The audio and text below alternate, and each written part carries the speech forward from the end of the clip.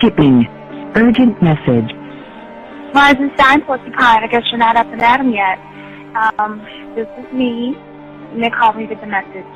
Alright? Thanks. Bye. Skipping. Urgent message. Trying to get a line to call you. It's been, so problematic for some reason tonight. I can't get a dial tone to call you. So this is my fourth location, and the phone went through. I couldn't talk earlier because it was right there, so if you haven't gone to sleep, call me back. Thanks, bye. Just wanted to say goodnight anyway. Alright,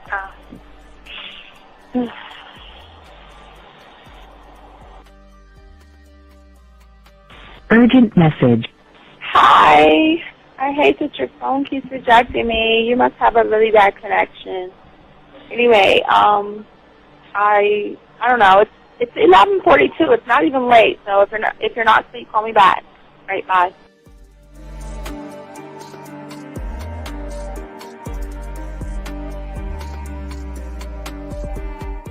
Skipping. Urgent message. This is B. Please give me a call when you get this message. It's just not even about being negative right now. It's about sorting out some very serious feelings that I had for you. And, not being able to reach out and touch you and talk to you when I think it's necessary, when I deem it, emotionally necessary to talk, not being able to do those things.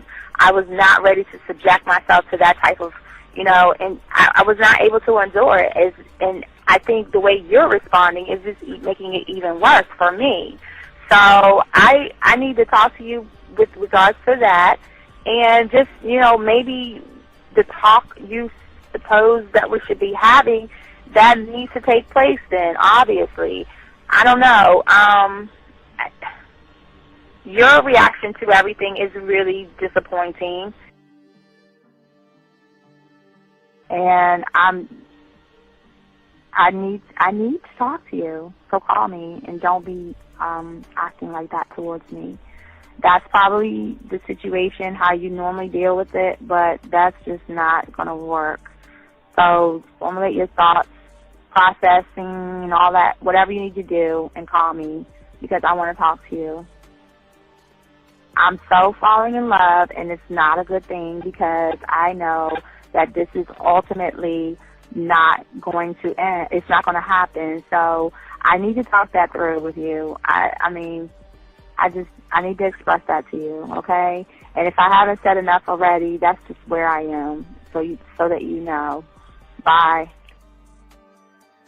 To say thank you for letting me have a couple of days to actually think about what freaking happened the other night. Anyway, it was so funny how I had my whole mind made up on, when you leave your ass alone, I just felt like you was trouble.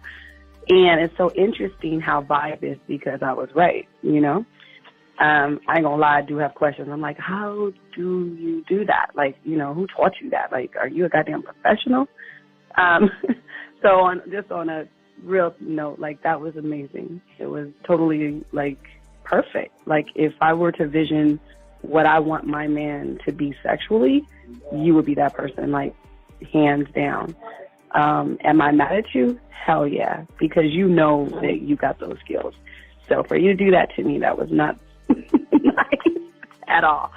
Because I was getting to know you in a whole different way, and it was cool too. That other way was also nice, So I don't know.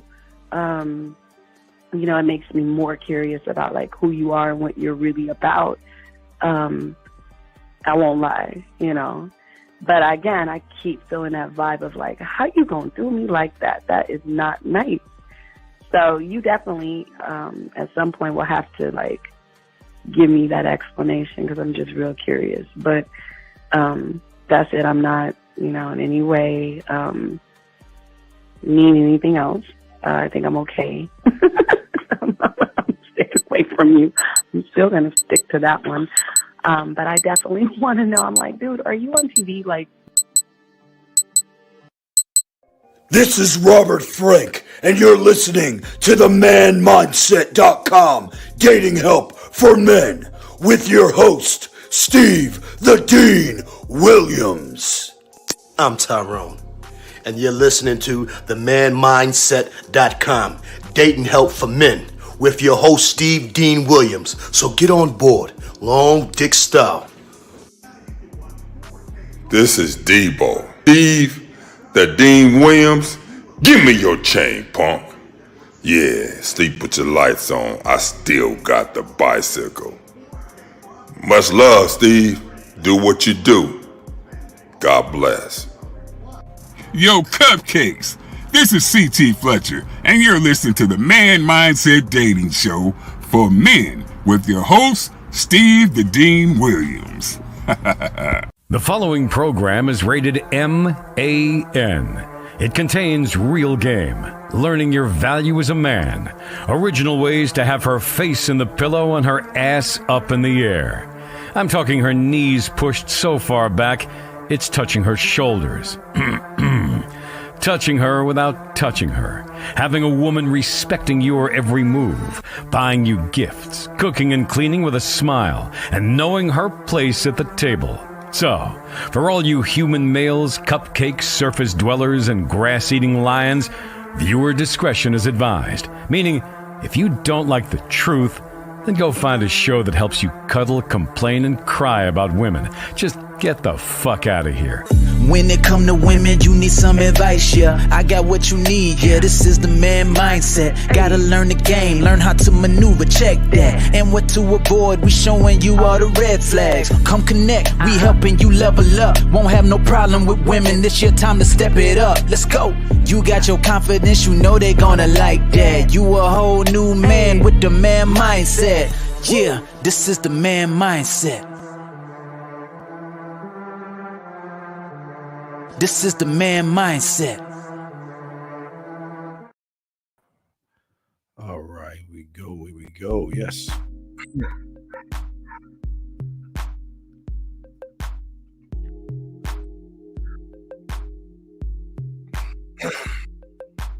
All right, what's going on, everybody? It is your boy, the Dean. Welcome to the show. Shout out to everybody in the chat room. Shout out to everybody listening to the show. I want to welcome you all here.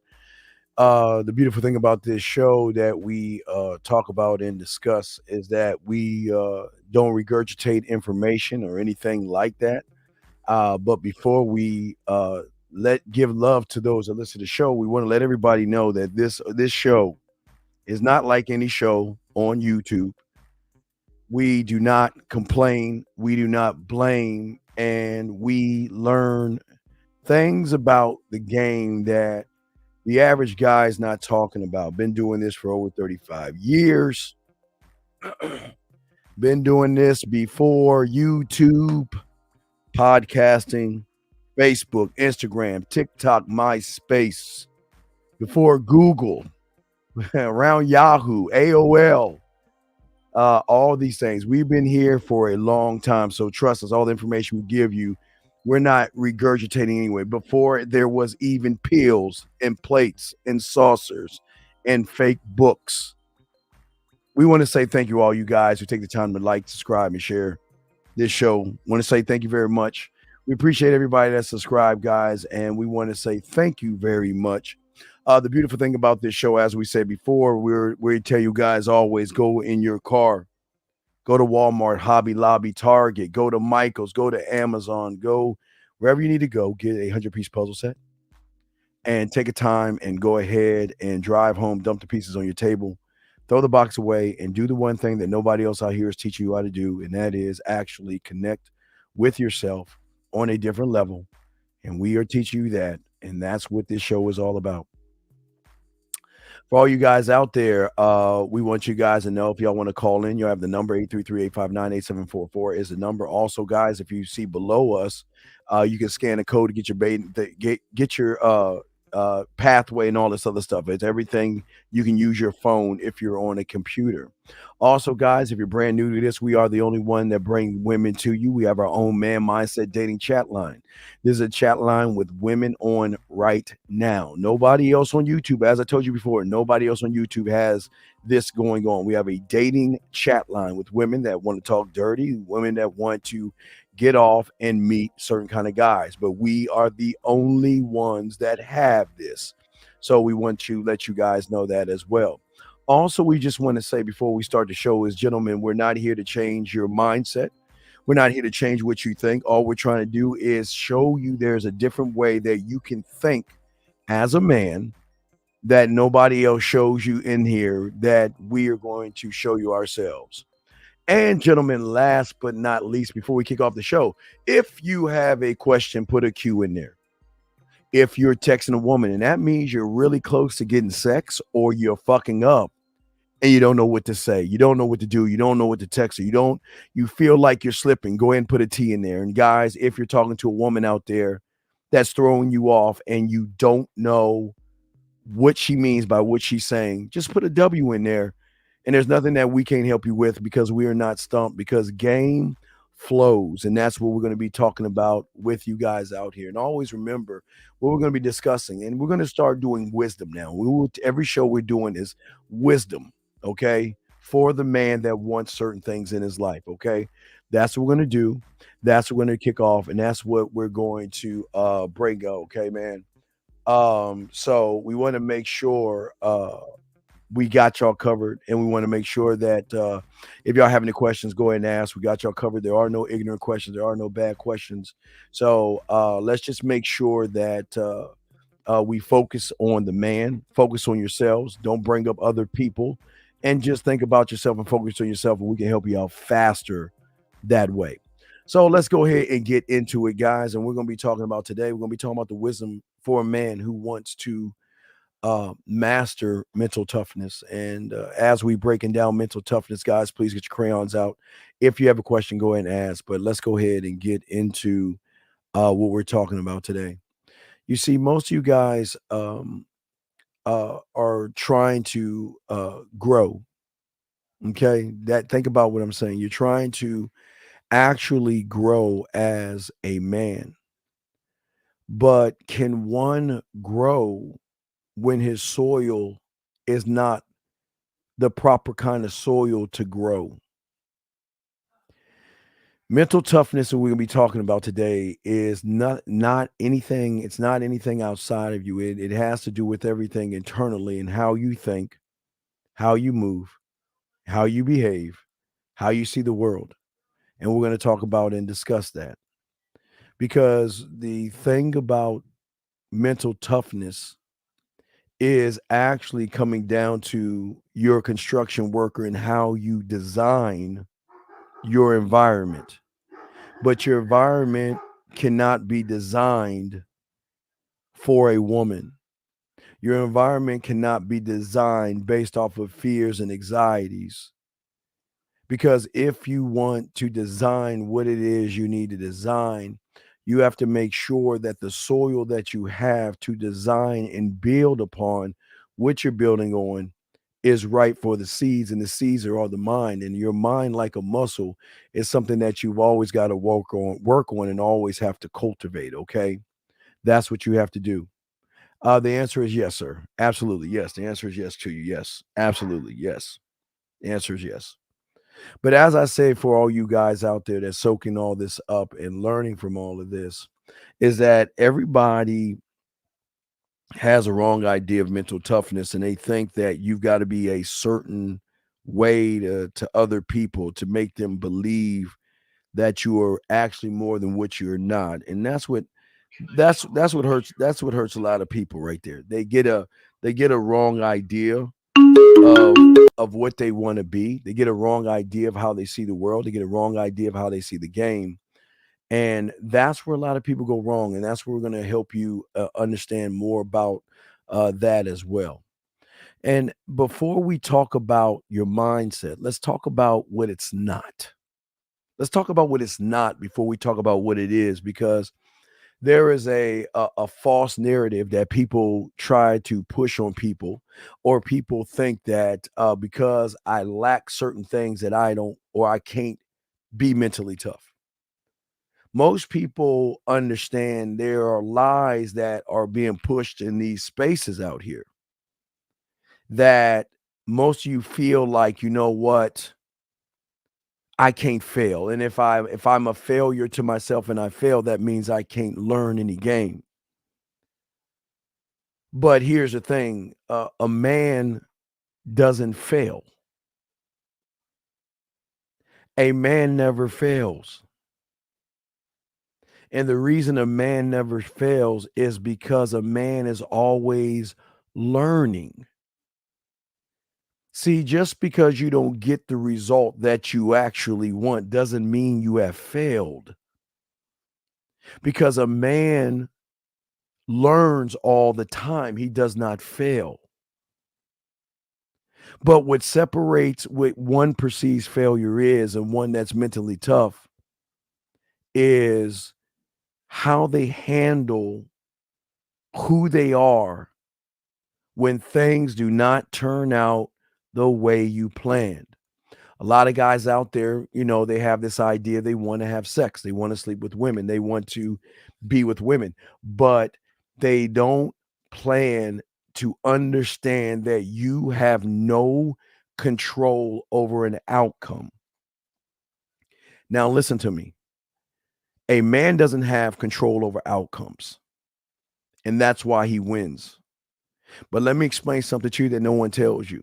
Most of you guys out there have control over your outcomes, and that's why things are not going right, because you're trying to control an outcome in which you don't have control over.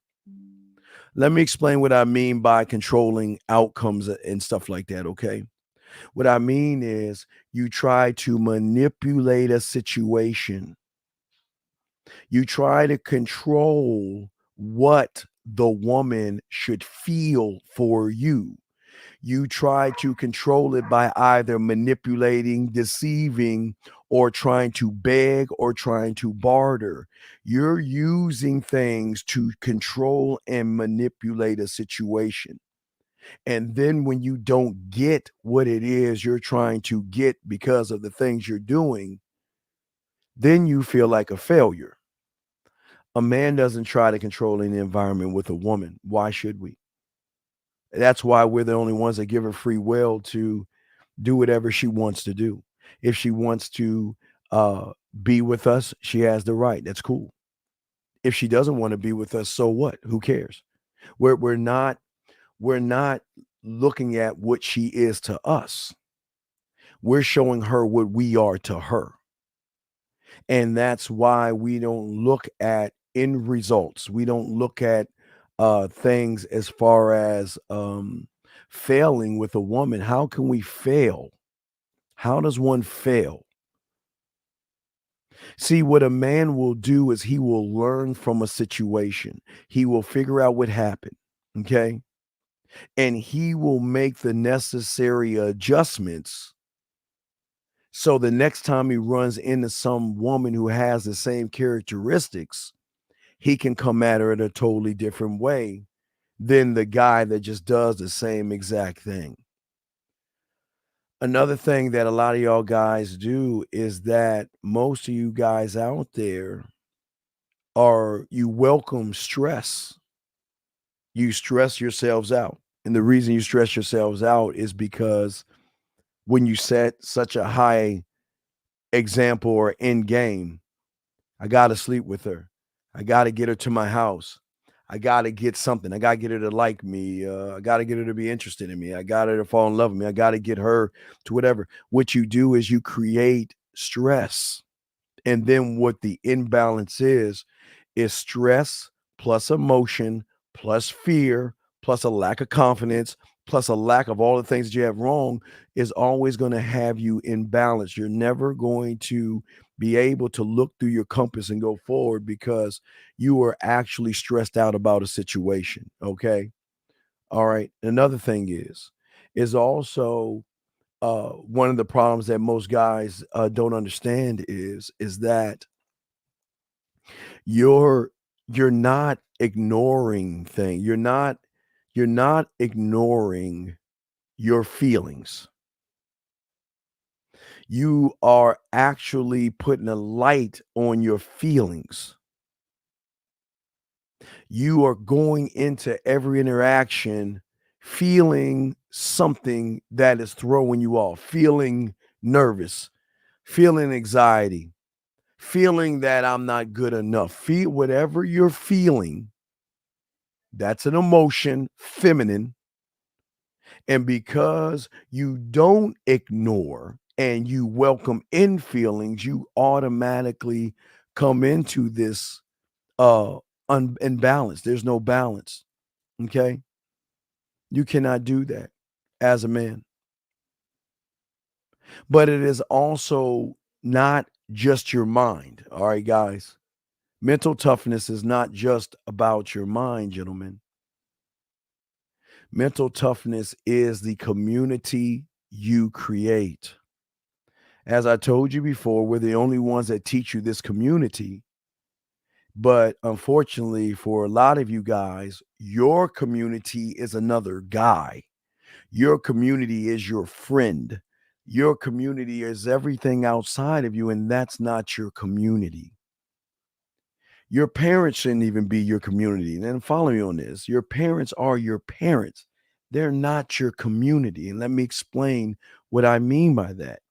See, when you make your parents part of your community, guess what you're doing? Okay. All right. When you make your parents part of your community, what are you doing? You're saying that somebody, these two individuals who are nothing but stories being tossed by their parents and their parents, that they are actually part of what you do. And that's not true. Okay. That's not really true. And the reason why I say it's not actually true is because at the end of the day, we have to make sure that our parents, we're not our parents. Yes, you are the DNA of your parents, but you are actually not your parents' thoughts. Your mom and your dad was systematically taught a certain lifestyle or a certain mindset that they believed in. And as I said to you before, this is no knock on your parents. I believe that your parents should tell you right from wrong, good from bad, to be a very, say yes, please, thank you, and things like that. But you are not your mother. You are not your mother's emotions. And you are not your father, especially if your father is emotional. You are not these things. But if you make your parents part of your community, then what you're going to do is you're going to try to please those people in your community. Whoever you have in your community, you're always going to try to please them. Okay. You're always going to try to please them. Here's a question here. So our parents' problem is a way of thinking, well, the thing is that because your parents love you, they're going to give you a set of standards that they have been taught from their parents. And it doesn't mean that what they teach you is bad, but your mother cannot teach you to be a man. Your mother can teach you to be respectful. Your mother can teach you how to have manners. Your mother can teach you certain things, but she cannot teach you what your dad should be teaching you. And some of you guys have your father and he's not teaching you how to be a man. And it's not a knock on you. Even if you don't have your father, don't feel bad. That's not what this is about. If you don't have your father, your mother, whatever, that's not the bad thing. That's not what it's about. It's about allowing people to come into your life and to teach and nourish you into being more like them than people coming into your life and saying that you're allowed to be yourself. Okay. You're allowed to be yourself, and it's something that you should think about when it comes to this. But this is the toughness that a lot of people don't have, and a lot of people don't utilize, and a lot of people don't think about because they've never been taught what I'm teaching. Nobody's ever thought about that. No one's ever taken the time to break the game down the way I'm breaking it down to you right now. Nobody's ever taken the time to show you not only how to make change. See, change is only going to happen and is only going to shift when you start lifting the weights of your mind to strengthen whatever it is you want to do to a point where whatever it is you're doing, whether it works or it doesn't work, it won't have a mental effect on you. Your behavior, we're trying to get you to do the one thing. Now, this is the important thing about us that we're doing, and this is what separates us from everybody else. I'm not here to shift your mind. That's not my job. I can't shift your mind. This lies the problem with a lot of people. They're looking for somebody to shift their mind for them. And if you find somebody that helps you shift your mind, then you will always be locked into that individual whenever you need information or something because you have not made the shift yourself. And that's why we tell you guys, we're not here to force you to think. We're here to show you how to think for yourself. Okay. And that's what I'm saying. Okay. Um, and wait a second. Please put a question if you're asking me a question. I'll answer it, but please follow the rules that we have and ask. If you got a question, please put a Q in there because I feel like you're talking to me and I got you. So let me say something. You're saying your dad wants you to be a doctor, but I don't feel like doing it. He's using a fear mongering tactic, saying like, as a black man in Europe, that's the best way to make a living and stuff like that. Well, let me say something to you, Jay. And I say this with love of you know, don't fight your father. Honor your father as your father. But there has to come a time where your nuts have got to drop and you've got to say, Dad, I love you, but I'm not going to be a doctor. I love you. I'm not going to be a doctor. And if you have a problem with me not being a doctor, then the problem is actually yours, Dad, because this is what I want to do. You are allowed to do that. But I don't know how old you are because I don't know if you live with your dad or not, but you cannot allow your parents to threaten their love of you. Okay. That you can't have them threaten their love of you. But this is why being and working on your mental gym is so important. See, gentlemen, just like your outer gym, if you guys work out, you guys have what is called a routine, right? Your routine, I guess it'll be what chest, bicep, tricep, chest, back, or something. I mean, I know y'all do legs and something in the middle, but there's always like it's chest, shoulders, and something, and then in the middle it'll probably be legs, because you can't keep working the same muscle every day. But you've got to shift and work other parts of your bodies, as your reps. So you guys are doing this, but you're not doing the reps that you're supposed to do on your mental level. What are the reps that you're doing for your scribe? What are the reps that you're doing every day? I mean, even if you have a piece of paper, which most of y'all do, y'all have you have a piece of paper or you have something to either discuss or have an idea of what you got to do for the gym. You probably have it on your calendar. You probably have a list of, okay, I've got to do it this and I got to do that. But here lies the $1 million question that no one has ever asked you because motherfuckers ain't gamed up like this. And I ask all of you this question. What are your reps for who you are as a man? What are your reps, gentlemen, for how you create your blueprint? How much time do you take and how many reps do you do to figure out what you want to work on? How many reps do you do for your detective? How many reps do you do to work on and master your studio where you can move from a 2-track to a 4-track to a 16-track to a 64-track? How many reps do you do a night looking over your day to figure out how many changes you need to do? These are mental questions. How many reps do you do to work on not guiding women, but guiding yourself so women can be guided by you? How many of you guys are working on your boardroom? How many reps are you doing for that? How many reps are you doing to work on your warrior, to sharpen your mouthpiece, to sharpen how you attack and how you defend? How many of you guys are working on reps for your culinary school?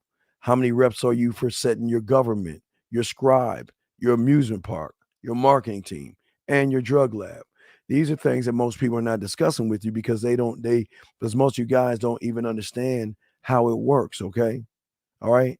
And that's what people don't understand. And that's what people don't want to do and don't want to work on and don't want to know. And because they're not doing the reps, they're not getting what they actually need because there's no mind shift. There's no shift. The shift, unfortunately, is the environment, and the woman creates the shift for the man that is not rooted in himself. Where when a woman meets a man who's rooted in himself, her shift in behavior is realizing when she gets with a real motherfucking man that she cannot get away with the things that she is getting away with the average guy. It truly changes. It is a true shift for her because she is forced to be more than what the average guy is asking her to be. We are not asking a woman to be anything other than what she is. But in order to do this, in order to adapt who you are, in order to solve your problems, in order to get over what you may seem as a setback and build who you are, you've got to be able to be resilient to yourself. And you've got to be strong in areas where you're not strong in.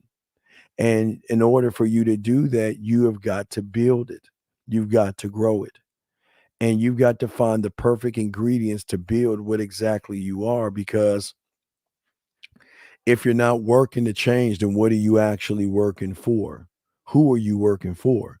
Because most of you guys are not working for yourselves. Most of you guys out there are not doing the proper necessary things that a man normally does, because I'm not here to try to belong to. We're too busy trying to belong to these tribes, these red pill tribes, these people who complain tribes, these people that lie to you tribes. You're trying to belong. Okay. We don't belong anywhere. I only belong to me, and I only belong to my tribe.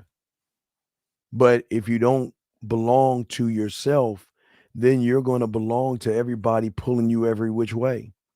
Some of you guys want to date out of your race and you can't because you belong to your mother.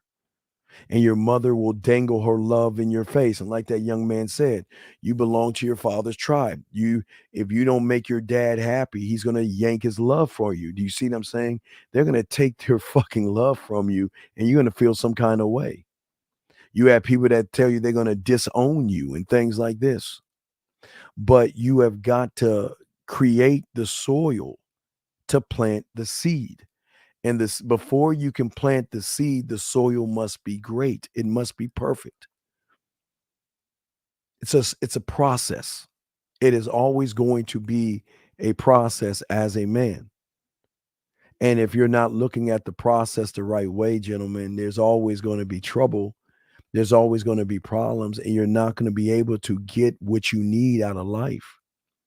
Because if you think about your great design, what is it? What is it that you're trying to design for yourself? Not for a woman, but what are you designing for yourself? See, this is where we get the women. This is why women give themselves to us, because they love our great design. Our great design is based on our design. We are not building a design for a woman We're not doing that. And I'm going to talk more about the great design and break that down. But what is the great design? What and how does a great design begin? A great design will take place and begin with thinking. It's how you think. How do you think about yourself? See, what's so great that women love about men is that they don't understand why we're not doing the thing that the average guy is doing, and that is trying to impress a woman. Okay? See, my great design knows this rule for myself. She's not going to like me for my clothes because I'm not my clothes. She's not going to like me for my possessions because my possessions don't define me. She's not going to like me for what I drive because my car isn't me. She's not going to be interested in me for a title that I have in a company. And she's not going to be interested in me and my accomplishments because those accomplishments, that car, those possessions, my title, and my clothes are not me. These are just things. And if she likes me for those things, then she doesn't really like me at all. If she likes me for my I do's, like you guys, that's why she doesn't like you for who you are. So when your title, your possessions, your clothes, your cars, or your accomplishments go away, then she will go away with those things because she really never liked you. She only liked what you were about.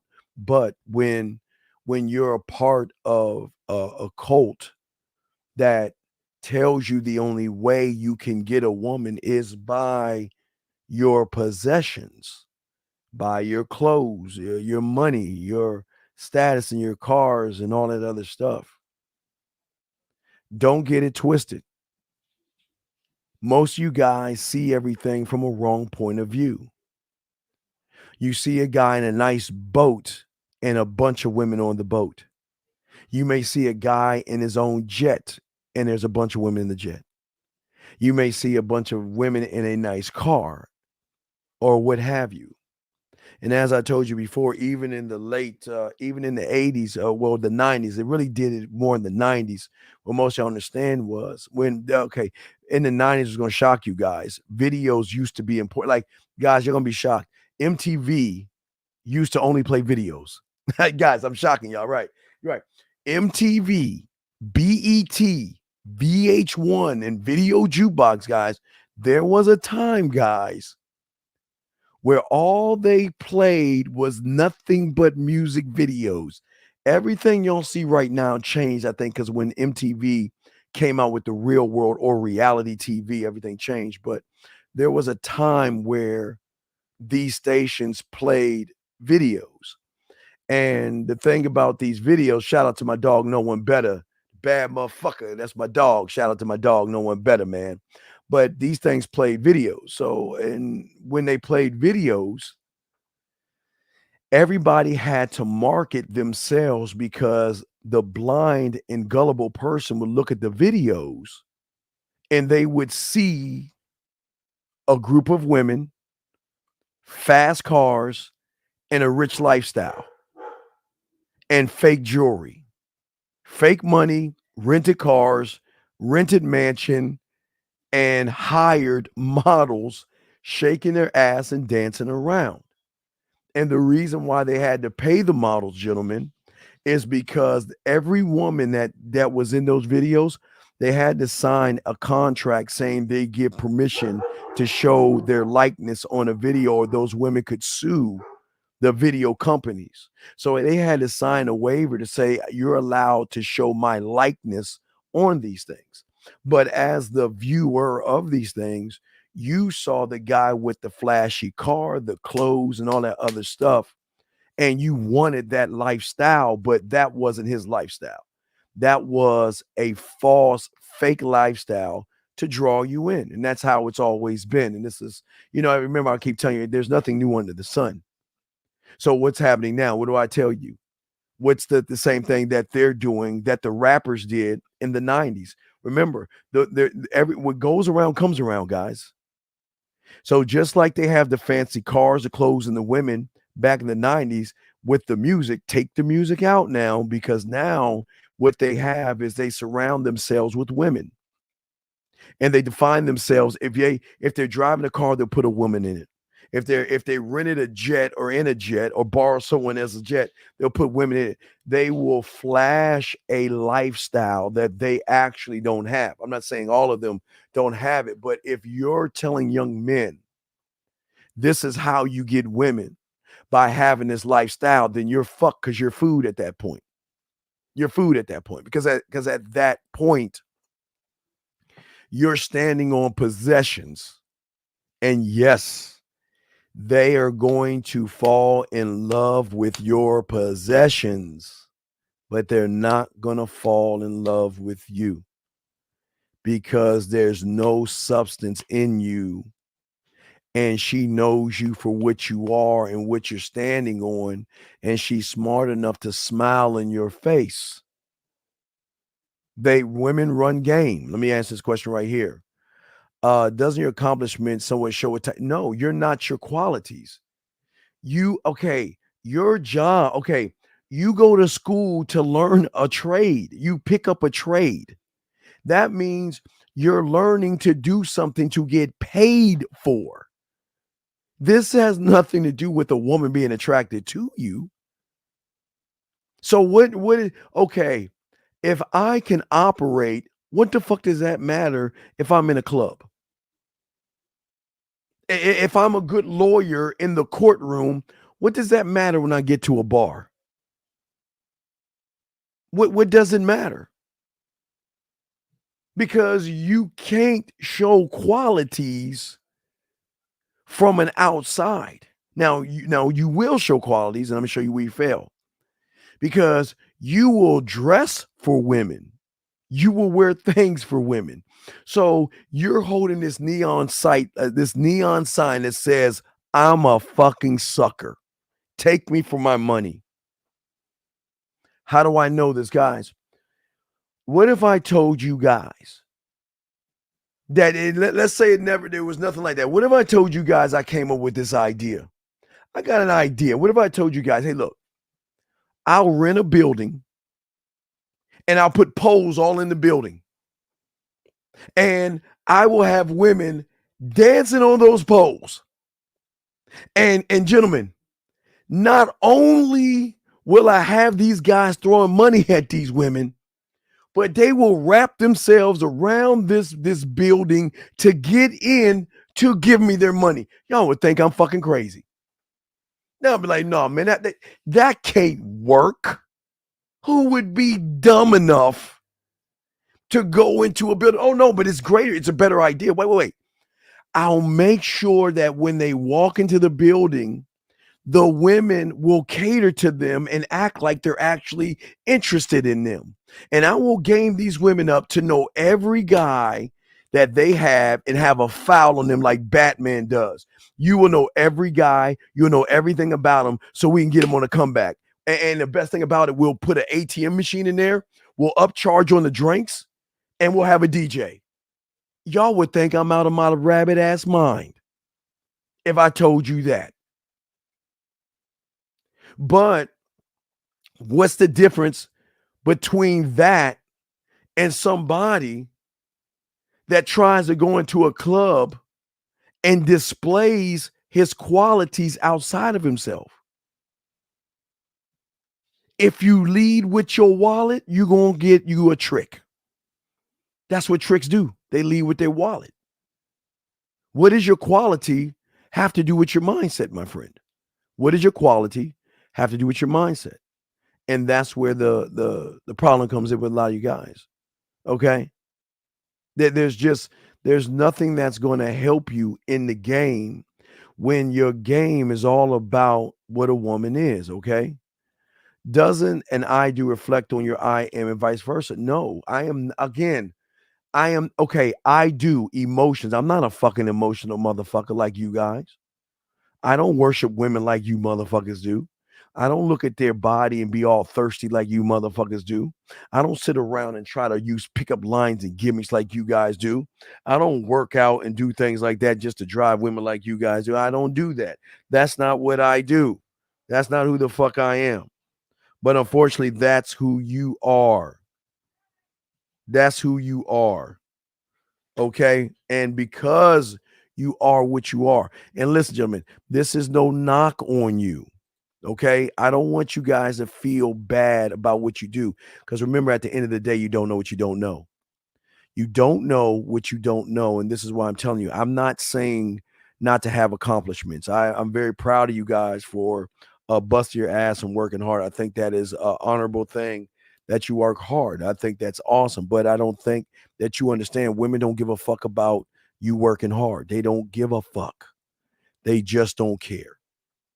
And the problem is you guys care you guys care more about them than they care about you. And give me a second. I'm trying to set something up right here. Yeah, that's the problem. You guys care. And as long as you care and as long as you're doing what you're doing, you're not going to get, remember, guys, the respect. The respect. You're not looking to be respected by a woman. What you're looking for is for her to love you or her to want to be with you. You're looking at her to be and be somebody that wants to leave you. So what I'm saying to you is the problem with your reflection is that a man does not reflect his fucking emotions, sir. He doesn't do that. I am not what I am. I am what I am to me.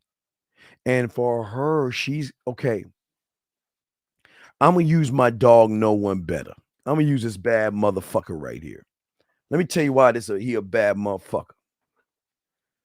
This motherfucker stands on his motherfucking self.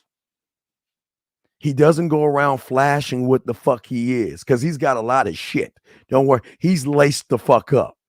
But he doesn't share what he is because he doesn't stand on what he is. He's laced off of who he is. And when you're laced on who you are, guess what happens? You force the woman to be more than what she is. Ooh, I don't think y'all understand what I just said. You're saying you've got to be better than what you are. You see what I'm saying? You got to be better. What are you bringing to my world? What are you doing for me? Because I don't need you. Y'all are under this impression that we need. You know why we get them? Because they need us. Hold on a second. Hold on, shit. Hold on.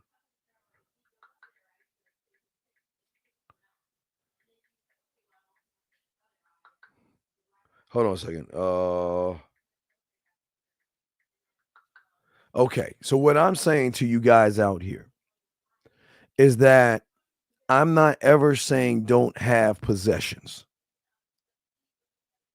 What I'm saying is that if you're living off of your possessions, you're showing the woman what kind of a loser you are.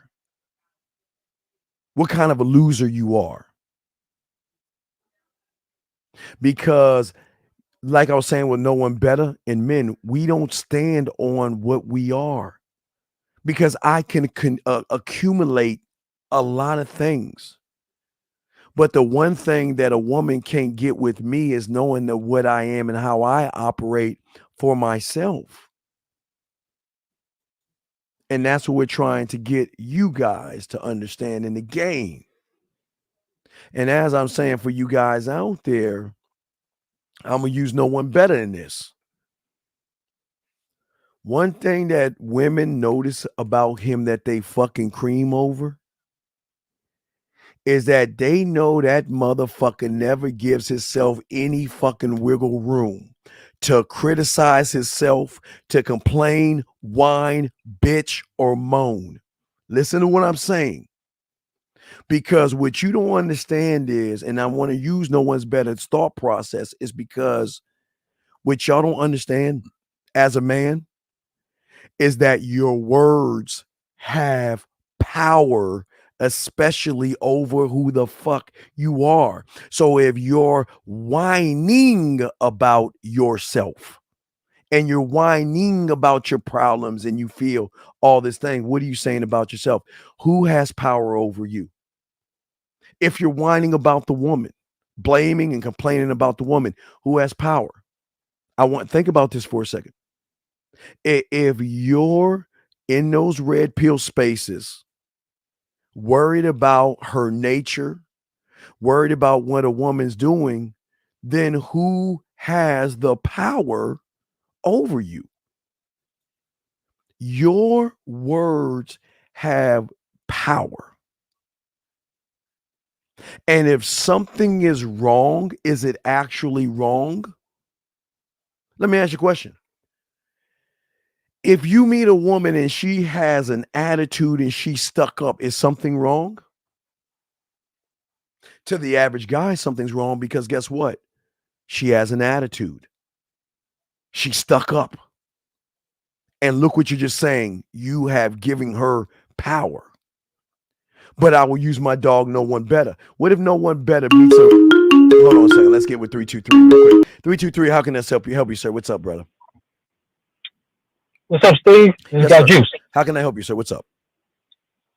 Yeah, you was right earlier when your parents say like basically like, oh, don't date certain type of female and they're gonna be certain type of way, they'll be mean, crazy or some shit like that. That's what my mom was saying. And then once I started dating outside my race, and then it's just like they show me more respect for, not like that, but that's more different. But that's a lie. That's a lie. Let me show you why it's a lie. Yeah. Follow me on this one, brother. I hear you. So what's the difference between a blue woman, a green woman, a black one, and a red one? What's the difference? Nothing. They all the same. They all the same. Right. Oh, they're all the same. So, but listen what you're saying. You just told me that they was telling me. They was telling me basically. You said a different, right. You said a different race. Right. You said a different race of woman treats you better than the other race of woman. That's what you said, right? Right. Yes. But okay. But is it actually the woman that has the attitude, or is the fact that you ain't standing on shit to chin check that woman with the attitude? Because I was going to use No One Better, because my dog runs into women who have my bruh runs into women who have the most fucked up attitudes towards other people, but she don't have those. But she don't act that way around his motherfucking ass. So why is that? Why is a woman who has an attitude is like that to everybody else, but why isn't she like that to my boy? Why is that? Yeah, like you saying, like she with that with everybody else, but me. Right, but when you said that you dealt with a woman, let's say she's green, and she was bad, but then I met a blue chick and the blue chick was good. Nah, you still got the problem because you gave power to the other chick that was treating you bad. You allowed her to be bad around you.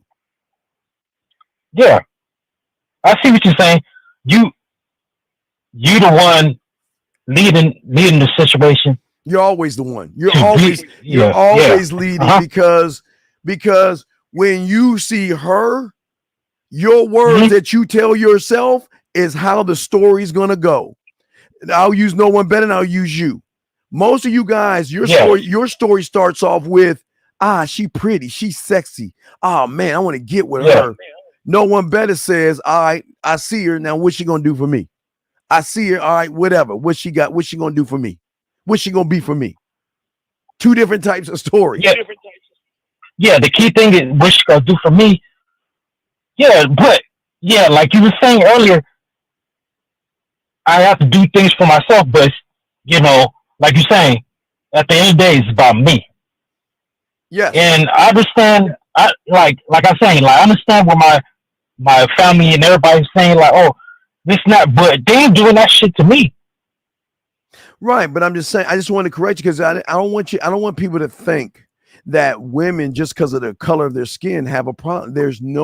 A man will never have an issue with a woman because a man will dismiss a woman fast.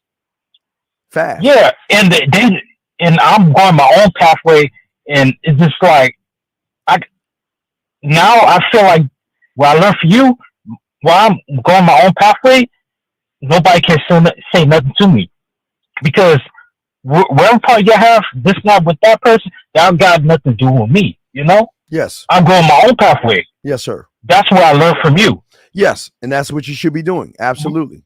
But your language, but your language when you called in was that's where the problem comes in, because and I will be the only one to say this. And I'm not being a dick here. I don't know what a woman problem is. I really don't. And I'm not being. I don't know. I never understood what people are talking about when they talk about women being a problem. I don't know what that means. It's something that amazes me. I don't understand how a woman can be a problem.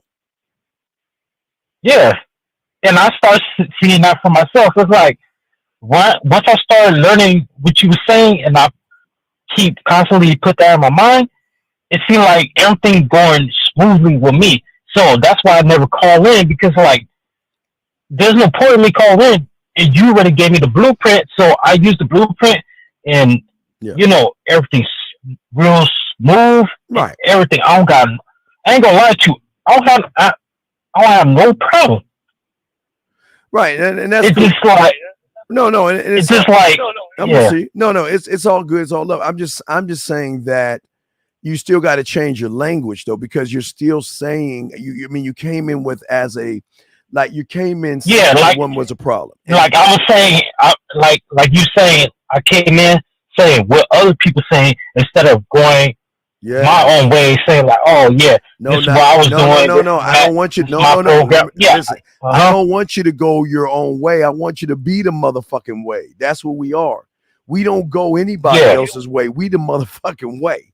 So if we're the way, they have to follow our way. Do you see what I'm saying?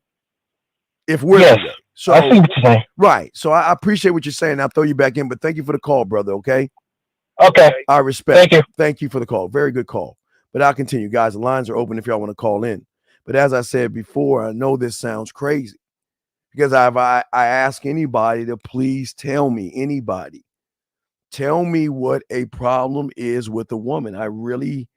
And I ask not to be a dick, but I ask to get clear. What is a problem that a woman can bring to a man's doorstep? What is that problem? Because we are so busy looking at the woman being the problem, but look at the words that we're using to describe the woman, technically describing ourselves. Words have power over you. And if all you're doing is taking your time, this is not showing you mental toughness because you can't complain. Because remember what I showed you. I'm the only one that shows you this, guys. No one else has this. We're the only YouTubers to show you a simple blueprint. If you go around, let me find the blueprint right here and pull it up, and then I'll show you guys. If you go around and you give 40% of yourself complaining about a woman, then you're standing at 60%. 832, sir. How can I help you? What's up, brother? What's up, Steve? How you doing tonight? I'm good, sir. How can I help you, brother? What's up? I was calling because on your topic, I was up there thinking about, you was talking about just being that I am. Yes, sir. Just basically just not giving a fuck. Yes, sir. And I was going to ask you a question about, like, I was in that space at one time, and then I went to a space of, I don't know what you want to call it. I guess a space of emotion. No, a space of emotion. Mommy, feminine. Okay. And it's no knock. I'm just telling you where you're at. See, listen, you either are or you're not. There's no middle ground. I get more disappointed if I lose in Madden, Call of Duty, or my Cowboys than I would a woman. So I'm just letting you know. I feel more about that shit. But a woman, why the fuck would I care? But I'm listening. What's your question, brother? What the question is, like, I went from the not giving a fuck aspect to giving a fuck. Right, because you gave up on yourself. You gave up on yourself. Like, okay, what is it that you give a fuck about? Let me know. It's a good call. What is it that you give a fuck about? I mean, I guess, if, like, for a quick example, like I went to college or whatever. Yes, sir. I didn't give a shit. I'm fucking doing whatever the fuck I wanted. Yes, sir. Talking shit. Yes, sir. And it was crazy because most women, like I ain't had no problems. I'm, doing whatever. Okay. They running behind me. And then I got to that stage, like, started thinking like, maybe I don't know who I was listening to or who I got around. Maybe something in life happened. Yes. So I guess I started caring too much. You know what I mean? Like, all right, but wait, caring about what? What are you caring about? What they whether say? I'm hurting these women's feelings, I guess that's what I'm saying. Like, what do you mean hurting their feelings? Maybe if I'm doing the wrong. Like, what I'm saying? Like, I'm just leaving behind bodies of damaged goods. All right, you know what I mean? all right, listen to me, brother. Me. I'm the only one gonna sound to say this. It's gonna be the craziest thing. You gotta hurt their feelings. You gotta hurt their feelings. You want to know why? Because that's part of being a woman. if you take away her capacity to be a woman, then you're taking in what the fuck she should be doing. She should be an emotional roller coaster with you. She should be getting hurt. And I'm not saying this in a bad way, but she should be getting hurt. She should be sad. She should have happy days, sad days, confused days. She should be a mixture of a roller coaster of emotions. But when you're the roller coaster of emotions, you're telling her to she's got to put her being a woman and what makes her a woman aside to go ahead and validate you and make you feel like a motherfucking man. Doesn't work that way. Then she despises, right? Because she despises you for taking away her ability to be a woman. And people don't talk about this because people ain't gamed up like this. People think that's being mean. That's not being mean. Women she's supposed to be hurt. She's supposed to be disappointed. She's supposed to be confused. And these are the women that want to fuck you quickly. Man, they want to give you the pussy because they're saying out of all the fucking guys, I'm gonna give you all an example. They're saying out of all the fucking guys out there that I can be with, all the guys that's begging for me, why ain't I enough for you? What do I have to do? What do I have to be enough? Because I'm not. And listen to what I'm saying. That's what guys don't understand. When you feel you're not enough, then you're forcing her to make you feel like you are enough, which means she's got to put her feelings on hold to coddle you, to cut your bread, to go ahead and give you some warm milk and tuck you in to make you feel like a motherfucking man. But when you are a motherfucking man, you're going to hurt her. And I don't listen, it's not intentional, but this is what it is. You cannot. Yeah, I know what you mean, though. You cannot. Because it's like when you move in a certain type of way as a man, like you moving, you handling your business, you going to work. She like, baby, I want more time. You're like, nah, baby, I'm going to work, get this paper. And it's like, they, even though they'll tell you something different, they want to tell you that. You know what I mean? They want to technically go through the bullshit. But they ain't going to say it in that way. You know what I mean? But you ain't doing it in no way where you pretending. Well, I'm not, it's just like you just moving. My brother, I'm not trying to listen. This is not a woman bashing show. I don't bash women. I don't talk. I keep it a buck. But I'm telling you this much: I'm going to hurt you because you're going to like me, be attracted to me, fucking fall in love with me, and be hooked on me. You're going to be broken, and I can't help that. I'm going to draw out shit in you that you've always wanted to feel. You want to feel that the ups and downs. See, this is why I'm the only one talks about Walt Disney. I'm the only YouTuber out there that breaks down Walt Disney to a science to show you why Mickey Mouse has done us a solid. Because everything that she has watched from the moment she watched Walt Disney has made assholes what assholes are. Because subconsciously, when she matures, that's what turns her on. That's what makes her cry. That's what makes her upset. That's what puts her some kind of way, big dog. You see what I'm saying? And listen, we don't intentionally go out to hurt them. They get hurt because they want us and they cannot have us. They can have an average guy. They don't want average. But can't control. They control? Right. They lose control because what do we give them? We give them the one thing that they lose, and that's control. We give them free will. That's when you fuck up. Right. That's where you fuck up because if you don't give her free will, then you are in your fucking feelings because you're saying that you're not allowed to. Well, who the fuck am I to tell you what you should and should not do? No, I'm going to say you are allowed because guess what? Even though she's allowed. Gonna do it anyway. Right, but guess what she's going to do as well? When she knows she's allowed to do it, she ain't going to do it. Because she ain't gonna do it, right? Because all of her life, what do you think daddy's telling her what she can't do? You can't go out. You can't see the boy. You gotta be home at this time. So what happens when they motherfucking get to college? When they get to college and they're away from mommy and daddy and they get to let their hair down. They don't want daddy. They don't want a guy, well, what are you doing? And why did you like that guy's post? And why are you talking to that guy versus this guy? Why didn't you call me? Why don't you? They don't want to hear that shit. They want a motherfucker to say, go do what you want to do. Hey, have your fun. Let your hair down. Like, who am I to tell a guy that he can't fuck women? What would I be like to say, hey guys, you're not allowed to sleep with women. You got to stay at home and knit. You can't do that. Right. So then what am I to tell a woman she can't be with other people? But and me telling her that she can be with other people, she's going to realize that I'm rolling in a whole different thing because she's never heard a motherfucker ever not only tell her to be with other people, but God damn it, let me help you find the right outfit for that motherfucker.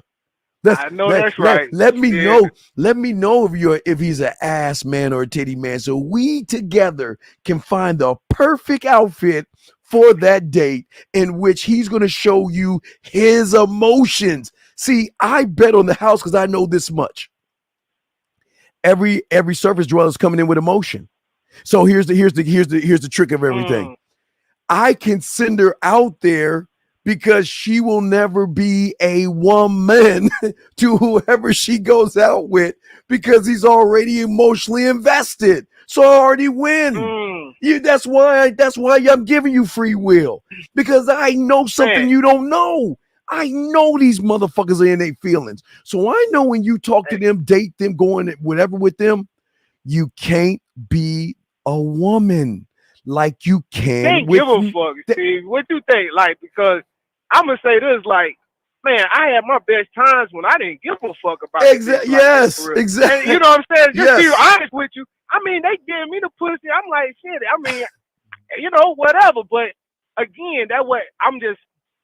My original question, like, I was the type, like, I went to college, right? Yes, sir. I'm a frat dude, so yes. I know you know what I'm saying? I done seen all the bullshit. I did all the bullshit. Yes. But I made a transition to giving a fuck too much because, I don't know how I got, I ain't going all that. Because, okay, you did the thing.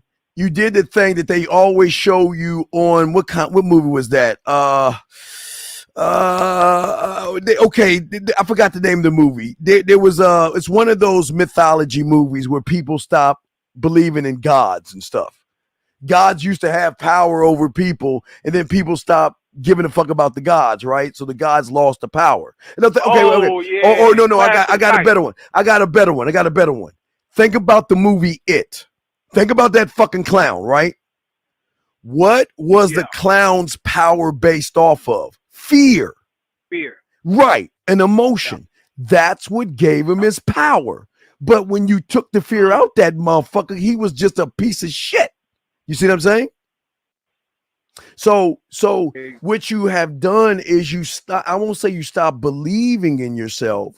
You stop working on yourself to then believe on yourself on another level. Percy Jackson, I think that's it. Thank you. I think it was Percy Jackson. Yeah, thank you, sir. Appreciate that. But yeah, people stop just believing. But the thing is, when you stop believing in you, you're gonna believe in. You gotta believe in something. Well, that's another thing, Steve. It's not even believing in me, but putting too much faith in somebody else outside myself. Why would you do? Right, well, why would you put faith in something else? Listen. I mean, you can't. Crazy. Okay, I mean, if you put faith in something outside of yourself, that means you are waiting for that thing to either disappoint you or make you feel good. They have control over you. Why would I give that to the world when I want that for myself? I mean, it's a hell of a journey back in, but the one thing I will say about this, I can say about myself, I feel like by me going through that process, me falling in that in that type of mindset and working my way out of it, I'm at least more, I think it was more like the dog in me. You understand what I'm saying? Like I was just, just whatever, but now I'm conscious. Right, but the dog should have never left. That's what I'm saying. It never has left though, but the point of it is, no. The dog. Wait, the dog didn't leave, but who was you feeding? You're either feeding the dog fear or man. So what bowl was you feeding the dog? The dog is still in you, but what was you feeding the dog? See, when you start looking to it, you stop looking at the motherfucking dog, and not only be the dog, you stop being the master to that motherfucking dog. So if you stop being the master to the dog, then the dog is going to do whatever the fuck. Okay, think about this. What do you think a dog does? Okay, when we all get a dog, okay, for the first time, the dog's gonna walk right into the middle of the floor, piss or shit on the floor, and look at us and say, what kind of master are you going to be? Are you going to pet my head and say, oh, that's so cute? Oh, he made a little pee. Oh, it's so cute. Oh, you going to be that motherfucker that rub his face in that shit, smack his ass, and put him in timeout. Right. You always got to be the master. Correct. And you're so right about that, man. And this is the thing I will say, and it just jogged my memory. Dude, this your show, but I'm just saying, do not take advice from women, man. Like, I think that's some shit that what I mean by that, as far as, because sometimes it's like, again, I was doing my thing, I'm doing all this shit, I'm fucking these women, I'm doing whatever the fuck I want to do, not giving a fuck.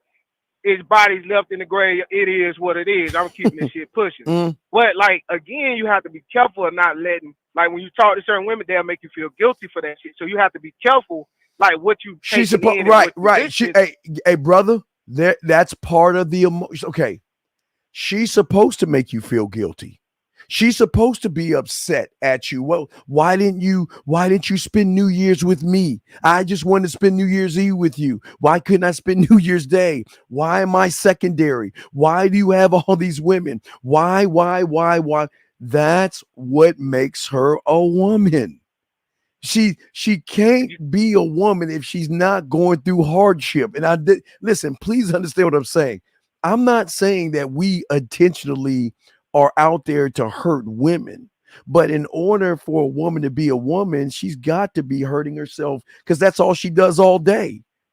I'm not good enough. On top of that, but on top of that, it goes back to what you said, putting yourself first. You just living your life. You know what I mean? I'm not saying going out here, dirty macking and lying and shit and all that stupid shit, but you doing your thing, you know what I'm saying? Yes, but you can't, and what I mean by not women, not your girlfriend per se necessarily, but sometimes the close women in your life, you know what I'm saying? Whether it's aunties, They should never have, it should be from Earth to Pluto. Listen, you call your mom, you tell your mom you love her, you call your mom, ask how she's doing, you call your mom, can I give you any money? Is there anything I can do for your mom? I got you covered, and then you got to go the fuck on and leave that shit behind. You cannot display mommy around anybody, because if they smell that your pussy's tight, they're gonna attack. That's just how it is. They're always gonna attack. They're always going to attack. What they say, if you play pussy, you're going to get fucked. So Hey, remember they say, they say either we fucking or I'm fucking. Yeah. I'm telling you, man, bro, like that shit so real, man. It just, like I say, I mean, I love your show, man. You know, I just felt like calling in, tapping in. You know, I done went into the red. You know, I done tapped into all these different spaces. Yeah. Well, I really like your practicality. Yeah. Yes. You know, because I think your shit is more practical, more real. It's simple. Than all this faking. Yeah. You know, there's a lot of bullshit. You know what I mean? It's a lot of simplicity. I just appreciate you. All right. Well, I'll throw you back in. Thank you very much, man. You got any other questions? Call me, okay, my brother? All right. All right. Respect to you. Respect to you. All right. Love that. All right, let me go ahead and show you something. Hold on. I got you. Again, let me show you a quick receipt right here that I got that I want to show you. Let's read it. Let's read it live on the air. Let me pull up the receipt okay. The receipt is simply this. All right. She sent him an ass picture. Okay. Y'all see that in the corner? She sent him an ass picture. And hey, brother, only problem in the game is you don't reply to her nudes. Don't reply to her nudes, okay? But I guess it's her, not her ass, but she sent that to you. And she said, you still ain't see it. You said, no, I don't. What a shame. I got a thing for art. She says, maybe you get a chance. You will see a masterpiece sooner than later. As an art critic that loves a good tour, when you're back and be around, that's what the fuck I like. Great. Listen what he's saying. Cool. I'll be in the air around 9 tonight if you're free. Great job, big dog. That's what we're talking about. That's what we're talking about. That's what I'm trying to show you guys. That was awesome. Good job, brother. Great job. I commend you very much. And that's how game works. But as I was saying to you guys before, to understand where I'm coming from in all of this, like I say, you don't understand that you got to be able to talk to yourselves and conversate with yourself and understand who you are and never allow yourself to listen to me. This is very important because it's going to sting.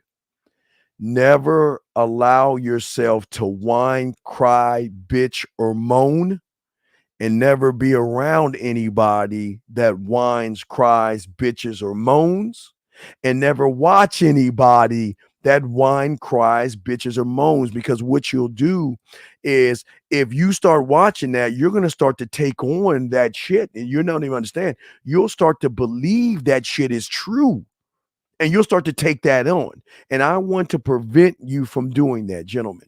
And this is part of being a man. But watch, I'm gonna shock you on this one. Ready for this one? I want you to stop celebrating fucking success and celebrate when you fuck up. Celebrate when she says no. Hold on, guys. No one's telling you that. Wait, listen to me. Celebrate when she says I have a boyfriend. Celebrate when she says I'm not interested. Celebrate when she doesn't say anything. Oh God, wait, hold on. I know y'all think that, guys. Hold on. I got to post this up because I don't want people to steal our stuff. Hold on, dog. Hold on. Let me pop this up. Let me pop this up because no one's about to tell you this part of the game. I want you to know this is why everything is in-house, is I'm going to give you wisdom. I'm going to say it again, and I know I sound motherfucking crazy, but I will break it down. Never celebrate success. Celebrate when she says no. Celebrate when she has a boyfriend. Celebrate when she's not interested. Celebrate when she doesn't say anything at all. And I'm going to tell you why. You never celebrate something that you expect to happen. You don't celebrate it because if you celebrated success, then you really didn't believe in yourself enough and you're shocked that it happened. You celebrate when she says no. You celebrate when she has a boyfriend. You celebrate when she's not interested, and I'll tell you why. Because you celebrate the motherfucker who had the balls to go in the cave, go against the bullets, had the balls to go in the lion's den and not knowing what's going to happen, you believed in yourself. You pushed all the chips to the middle of the table. And you celebrate that because the average motherfucker doesn't believe in themselves like that. You can't be upset by what she says, but you should celebrate that you did it regardless of what the world was coming and saying to you. Celebrate not success. And I'm not calling that a failure. I'm saying, gentlemen, celebrate yourself. Celebrate that you said to yourself that I'm going to do it. And I don't care what the outcome is. I'm going to celebrate what I've done. I said to myself, I want to go and give her the opportunity to be with me. And if she says yes, that's when you're hard on yourself. If she says no, why should you be up? See, the mental toughness is not going to be upset at a woman. Remember, gentlemen, she's allowed to say no. She's allowed to do whatever she wants to do. So I'm not going to be upset at her choices. Remember, gentlemen, she has the free will. And gentlemen, even if she says no, it might not meet, guys. I can't tell you how many women I have met that I put my bid in. I got a boyfriend. I'm not interested. Can't talk to you right now. All right, cool. Y'all got the bid. Y'all know what we do. So after I do that, gentlemen, just because she's tied up right now doesn't mean she ain't going to reach out to you later.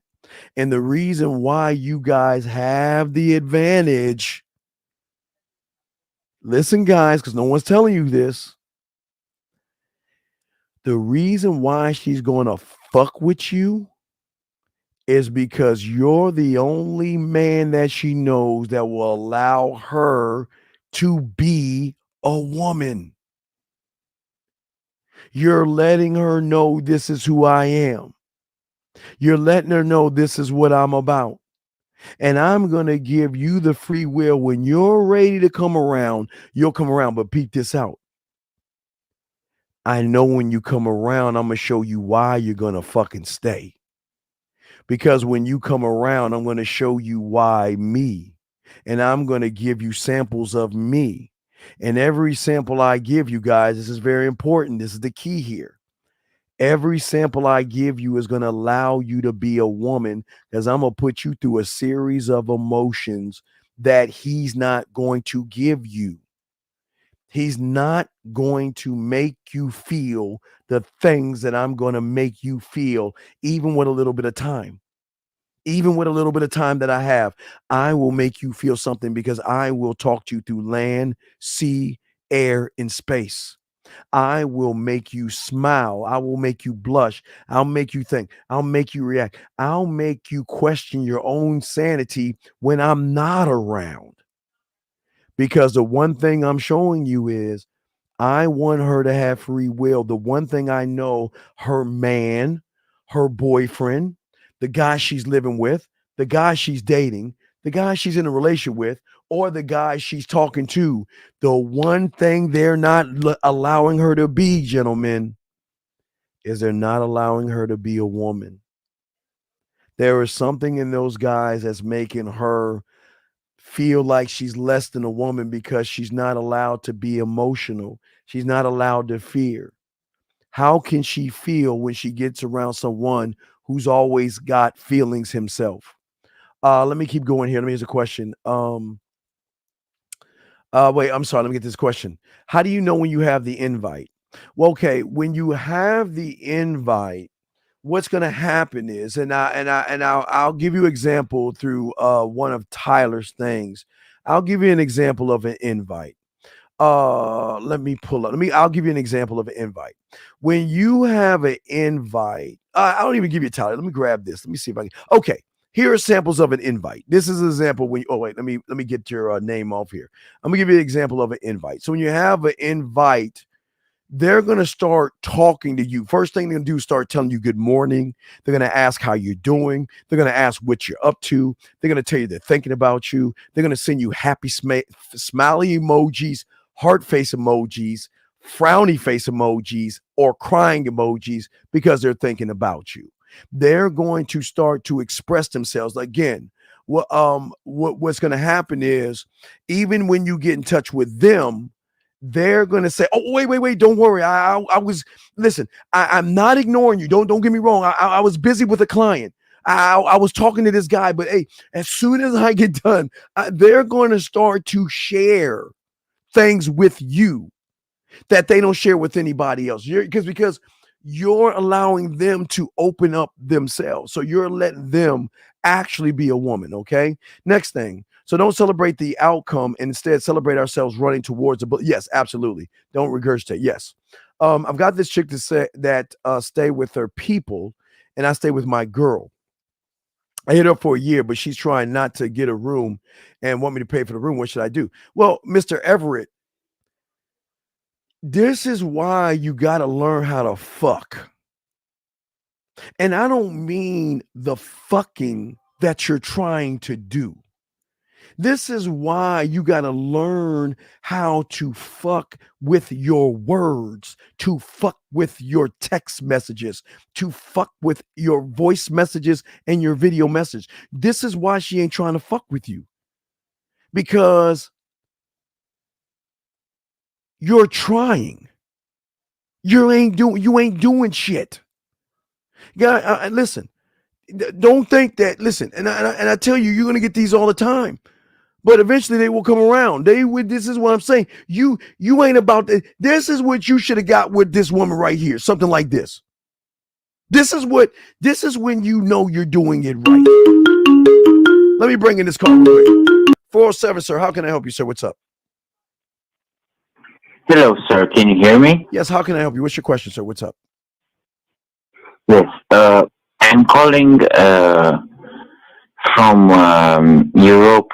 I'm David. I'm 27. Hello, David from Europe. Yes. How are you, sir? Yes, I'm just calling because I'm really questioning myself right now because I don't know how to escape myself regarding women. Well, wait. How much red pill stuff have you listened to? I'll tell you why you can't. And be honest. I know you've been listening to real pill stuff, right? And it's okay. Yeah. Okay. So think about a game like this.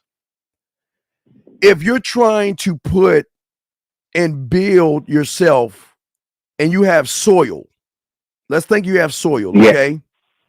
One hand you have a bucket full of weeds, and the other you have a bunch of seeds for growth. Two things cannot occupy the same space. So what happened was you unintentionally believed the red pill rhetoric. That's why you're questioning yourself, because you question women. That's okay. I will give you an example. Tell me one thing the red pill told you that you believed. Just give me an example. And there's no bad answer here, because I'm not judging you. I just want to help you. Tell me one bad thing that the red pill told you that you actually believe, sir. Yes, sir. So, okay, the main thing I'm struggling with. No, stop. No, stop. And that's what you're struggling with. No. I'm gonna show you something. You're going off the path. Stay on the road.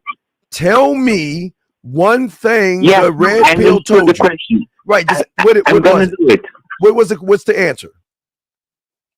Okay, it's the red pill is mostly saying that you should be an asshole to women, and you should mainly do push pull to no, that's pick or artist. No, nag stop. Or, that's PUA. Stop. Yeah. Yes, how PUA. Yes. How old? I'm sorry. Yes. How old are you? 27. Okay. So when are you going to learn that pickup artist shit is fake? Why did you believe that? Because why? Okay, let me ask you a question. Why would you be an asshole to a woman? Why would you do that? Why would you be mean to a woman? Why would you be mean to someone that you're trying to get to know?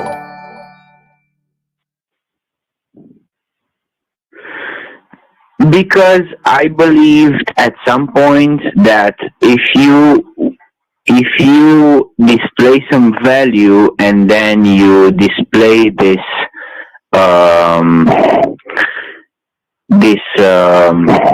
lie, pulling back. All right, well let me ask this question. So, have you ever seen the Flintstones? Yes. Okay. Yes. You remember the car Fred was using his feet to control? He had to run and push with his feet, right? Yes. So, what if I took a Ferrari? What if I took the outside of a Ferrari and put that shit on a Fred Flintstone vehicle and sold it to you as a Ferrari? Wouldn't you be pissed at me for lying to you? Exactly. When you feel duped and manipulated if I did something like that to you? Exactly, I would, yes. Right, but then here's my question. Then why would you want to do that to a woman? What are you supposed to get? Right. I understand, but looking at myself as I am right now, I don't know what I can actually bring her of value and of real. No. It's not. No, sir. It's not bring her a value. You don't bring her value. What the fuck? Why would you bring her value? Why would you bring her value? You've got to be valuable. Woo! Stop. Yes. Wait, listen to me. Exactly. Right, but you're listening to your language. I'm trying to beg, barter, or manipulate her. Men don't do that. I'm not the dress, but in the analogy, I'm the dress. Okay, I just want to let you know I am not the dress, but I'm going to ask you the $1 million question: does a dress have to beg, barter, or manipulate a woman to buy it? Does he have to take her out? No. Right. Does the dress have to be mean to her? Does it have to prove itself to her? Does it? No, sir. Okay, so let me ask you this question. So then, why doesn't the dress have to be that way and the woman buys it? Why doesn't the dress have to do that? Tell me why. Why do you think that? Why doesn't the dress have to do that? Because the dress already proved itself. No, it doesn't. No, the dress doesn't prove itself. The dress says, if you put me on, okay, then I'm going to take away your insecurities, your low self-worth, and your low self-esteem. Right. If you make the choice to buy me, because I'm not going to beg you to buy me, because if you don't buy me, she will. So does the dress force her to buy? Does he manipulate or anything like that? No, right? So what I'm saying is that's where you're going wrong, because you actually think you've got to be something for them. Why the fuck do I want to be something for them? That means they've got power over me. Okay, wait. Listen to this deep. What is the dress doing that I'm showing you right now? Giving her what? Free will. You can walk by me. You got the free will to do that. You can stop and look at me. You got the free will to do that. You can stop, look at me, and then walk the fuck off. You got the free will to do that. You can stop, look at me, go inside and see if there is a size that fits you and walk the fuck off. You can stop, look at me, look at the size, and go put that motherfucker on and see if it fits you and still walk away. But it doesn't matter what you do. I'm going to give you the freedom to do what you want to do, because I'm going to make you feel like what? A woman. When you put me on, I'm going to make you feel something. When you put me on. Okay. Can I just say something, please? Sure. Okay. The problem that I see here is that the dress the dress is just a dead thing, but is already validated in a system. What system? What system? The system of social value. If you have Gucci, the reason is wait. Watch this. There even is a melody right now, a song from. Let me tell you where you're wrong, caller. Let me tell you where you're fucking up and you're wrong. And I'm not telling you to be. What's your last name? What's your last name? Bopa. Bopa? Bopa, yes. Bopa. Bopa. Would it be Bopa, right? Yes. Okay, listen to me. Am I telling you to be Gucci? Am I telling you to be Nike? Am I telling you to be Reebok? I'm telling you to be Bopa, whatever your fucking last name is. That's the brand. You're the brand. Why wouldn't you want to be the brand? Well, okay, but the problem is it's conversational. I don't know because you don't know how to market. You don't know how to market yourself. That's your problem. Exactly. Right, because you got to be a student of the game to learn how to market yourself. You don't know how to market yourself. But here's the thing, excuse me, but you don't understand. You are marketing yourself. Do you understand that? Do you understand you're marketing yourself? How you understand your brand X? Yes, I understand because I just started a business myself, but okay. I just have another question and I'm done. Yes. What should I do if look, right now I started the business but I'm completely broke actually. So what should I do if I'm actually broke and I want to learn from you, but I don't really have money to. Let me tell you about a 7 or 8 year old me. Okay. A 7 and 8 year old me. Okay. What I did when I used to play marbles as a kid, we would put a bunch of rocks in a circle and we would dig holes all through the circle, right? And we dump our marbles out. Right. And every time we shoot a marble and hit that motherfucker in the hole, that's our marble, okay? And I sucked at marbles. And I would always get my ass whipped up in marbles. So when I went when I went to my mother to ask for some money, you know what my mother told me to do? You better get your ass out there and cut some grass. You better get your ass out there and bag some groceries. I'm not giving you a goddamn dime. You're not wasting my money. And you know what I did? I got another job and I worked a few jobs. I cut grass. I bagged groceries. If there were leaves, I would ask, can I rake your leaves up? Anything I can do to make extra money. So what do you think? If you ain't got money right now and you want to be a student of the game, you better find a motherfucking second job to compensate for that. Because that's what motherfuckers do that have drive.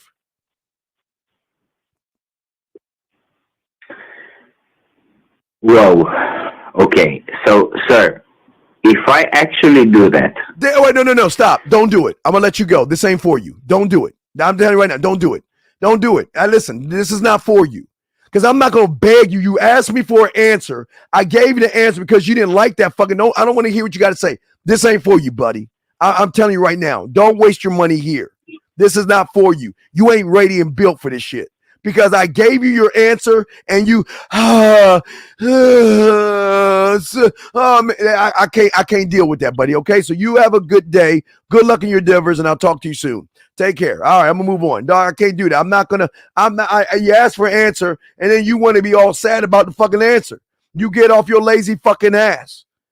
Because guess what? When I was working for Kids Kingdom, I had several jobs. I worked security, mailroom. I busted my fucking ass. So if you want to sit here and sigh, this shit ain't for you. I give you your answer and you want to sigh, I can't help that shit. But you want to, what? You want what? What the fuck you want me to tell you? A lie? Anyway, I'm sorry, guys. Let me continue, guys. Let me get back to y'all questions, guys. Got y'all covered. But I was saying to you, Mr. Everett, your problem is you ain't gamed up in sex. You're not enticing enough for that woman to come back to you, because what you should be is what everybody else isn't. And I don't care if you have somebody or not, she should want to be with you. And that's where you're going wrong, okay?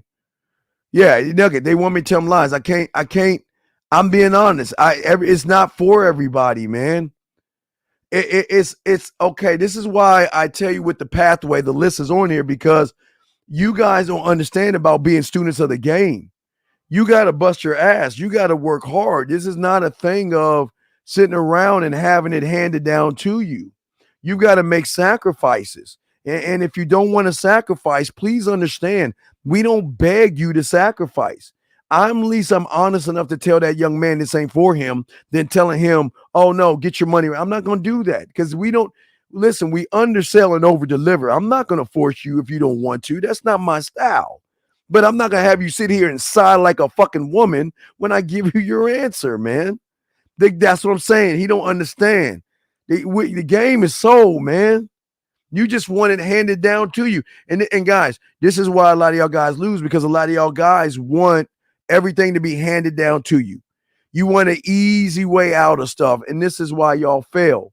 And all y'all want to do is take free information. But just because it's free, it's not great information if it's not pushing you towards greater information. This is great information. But this is the beginning of what you can be if you choose to be it. But don't be it. We're not begging you. But anyway, I appreciate you guys. We're still chopping it up. Guys got to ask questions. Go ahead. Guys, we're breaking down mental toughness. As I told you before, which shocked y'all, never celebrate success. Celebrate when she turns you down, okay? Celebrate these things, okay? All right? And please, and the reason why I want you guys to do this is because I don't want you to live in the past. I do.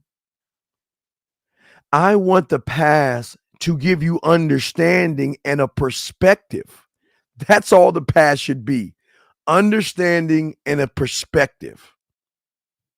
You should never, ever, ever, ever, gentlemen, this is a ever, ever, ever, ever, ever, ever. And this is where now listen, this is going to be the one thing that this is why red pill guys are going to fuck you. And this is the one thing why you guys lose when y'all listen to that shit.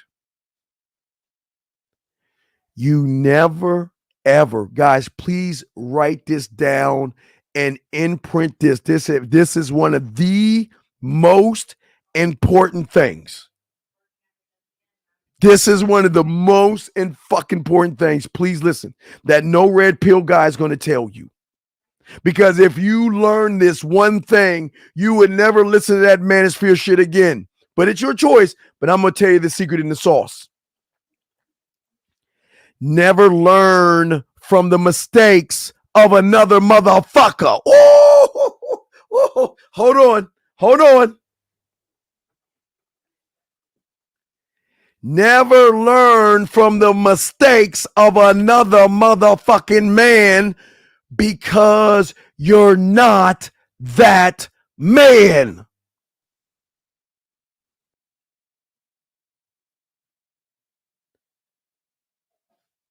You are not the man's mistake. Unless, gentlemen, listen, it's going to shock you.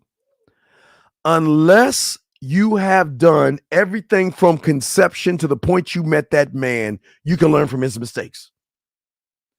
But his mistakes are his choices, not yours. And if you blindly listen to red pill and you blindly think that you are learning something from somebody through his mistakes, his mistakes. Gentlemen, let me tell y'all about somebody. Guys, let me show y'all something. Let me show y'all why. Watch this. If we were at a bar, all right, gentlemen, hold on, let me lock that in. Give me a second. If we were at a bar and we saw a woman throw a drink in a guy's face, most guys would not talk to the woman. Listen to what I'm saying. Why? Because they will have a misconception of something that's none of your fucking business. Guy walks up to bar, you don't see what he's saying, and she throws water in his face. You assume that woman ain't shit, but you don't know what that guy said to that woman. Maybe he called her a whore and a slut. Maybe he asked her to come to my place. Maybe he said something disrespectful. She threw something in his face. But you will look at that situation and you will say, oh my God, I can't talk to that woman. She's stuck up. You will automatically make an assumption. You will automatically make an assumption. And men don't do that. Hold on 1 second. Let me grab this shit. Hold on a second.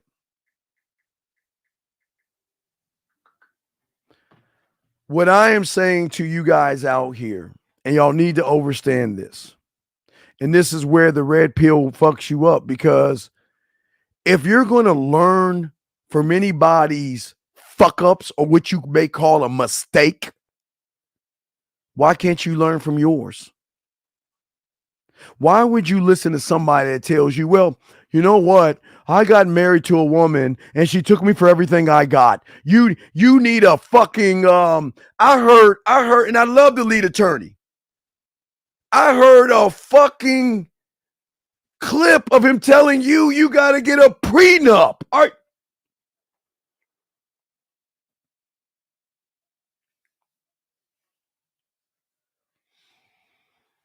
Gentlemen, let me explain something to y'all motherfuckers that don't understand economics.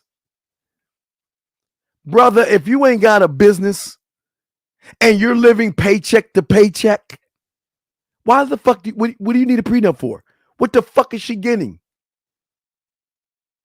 Y'all, I understand if you're Jeff Bezos or you're Bill Gates. I understand if you're a football player, a basketball player, or you got an inheritance or something. Yes. But do y'all motherfuckers think that everybody is caked up where you actually think you ain't got no motherfucking money to your fucking name? You're struggling with bills. You're borrowing money. Why the fuck would you get a prenup with a woman? Can please somebody explain that shit to me? Can someone explain that to me, please? Please? I'm not trying to be a dick. I'm just being honest. Someone, please explain that to me. Stop listening to motherfuckers tell you get prenups if you ain't laced up. If you have nothing to lose, the only prenup you should have is a mental one with yourself so you don't give any parts away mentally to somebody. But if you ain't gay, if you don't have if you don't have 6 or 7 zeros in your bank account, then what do you need a prenup for?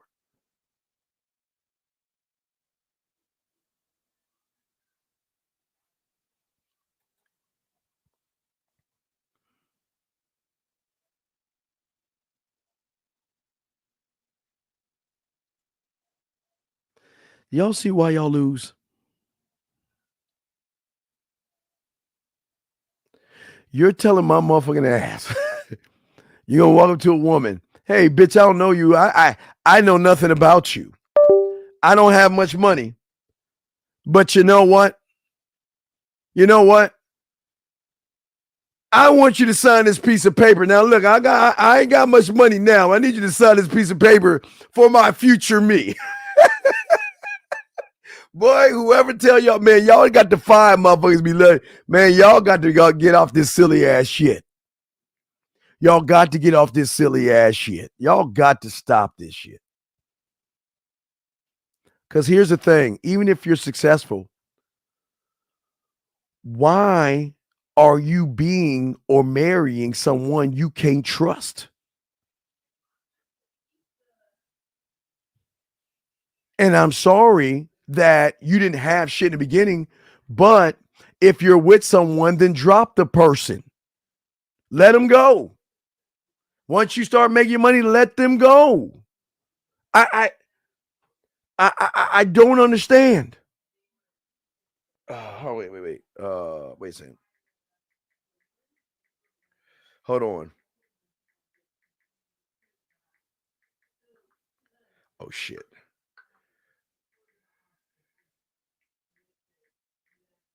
Hold on. Shit.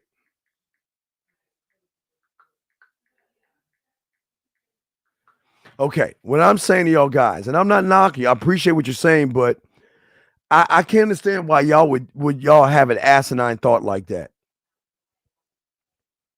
I just don't understand. I do not understand. But right, like I said, when's the last time you guys had a mental prenup? See, wait, I'm sorry. Wait. Oops, I'm sorry. Maybe I'm the first one to ever tell you about that. Nobody's ever told you about a mental prenup. I guess we'll be doing that on tomorrow's show. You're telling me no one's ever told you about a mental prenup? We'll talk about that on the show because y'all motherfuckers ain't y'all. Wait a second. For somebody that talks about the I do, and I'm gonna tell you, y'all don't even have a mental prenup because all y'all do is give women your balls, your spine, and you give her your emotions and your fucking feelings. So we will talk more about that tomorrow. Because if nobody's ever talked to you about that, allow us to be the first one. Because you don't need a prenup, motherfucker. You need a mental prenup. And we'll talk about that tomorrow. Promise you. Because we want to make sure we talk to you about things that nobody else is talking about. Nobody else is talking about that. Don't get a prenup. Get a mental prenup. We'll discuss that tomorrow. Nobody's breaking that down. Y'all are giving away your greatest assets mentally, and now you think that you're gonna be treated well. Shit, man. I got y'all. We're gonna break that down. Matter of fact, I'll remind myself. I will remind myself to break this down tomorrow. That'll be tomorrow's show, okay? All right, I'll remind myself.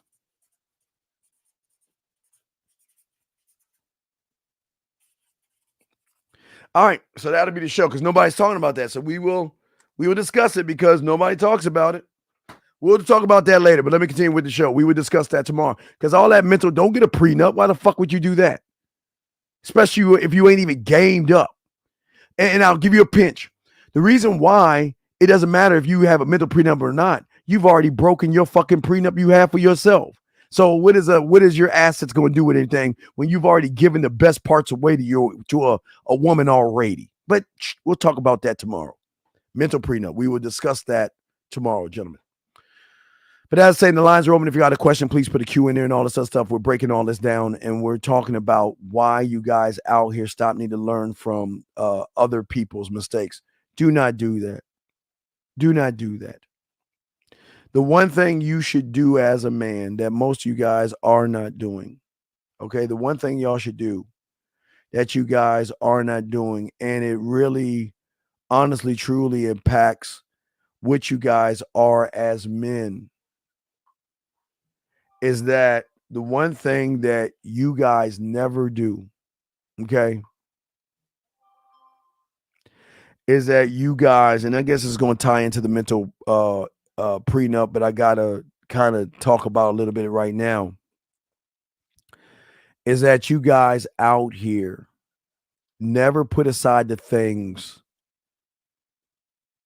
you have no ability to impact.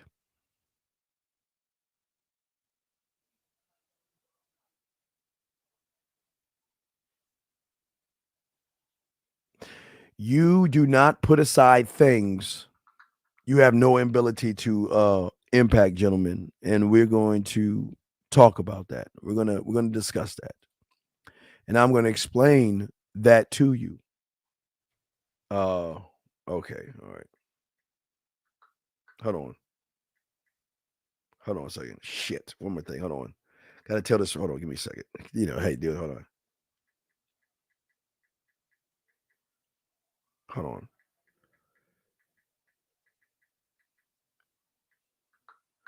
Okay. So as I was saying to y'all guys out here, okay, follow me on this. This is very important to understand, okay?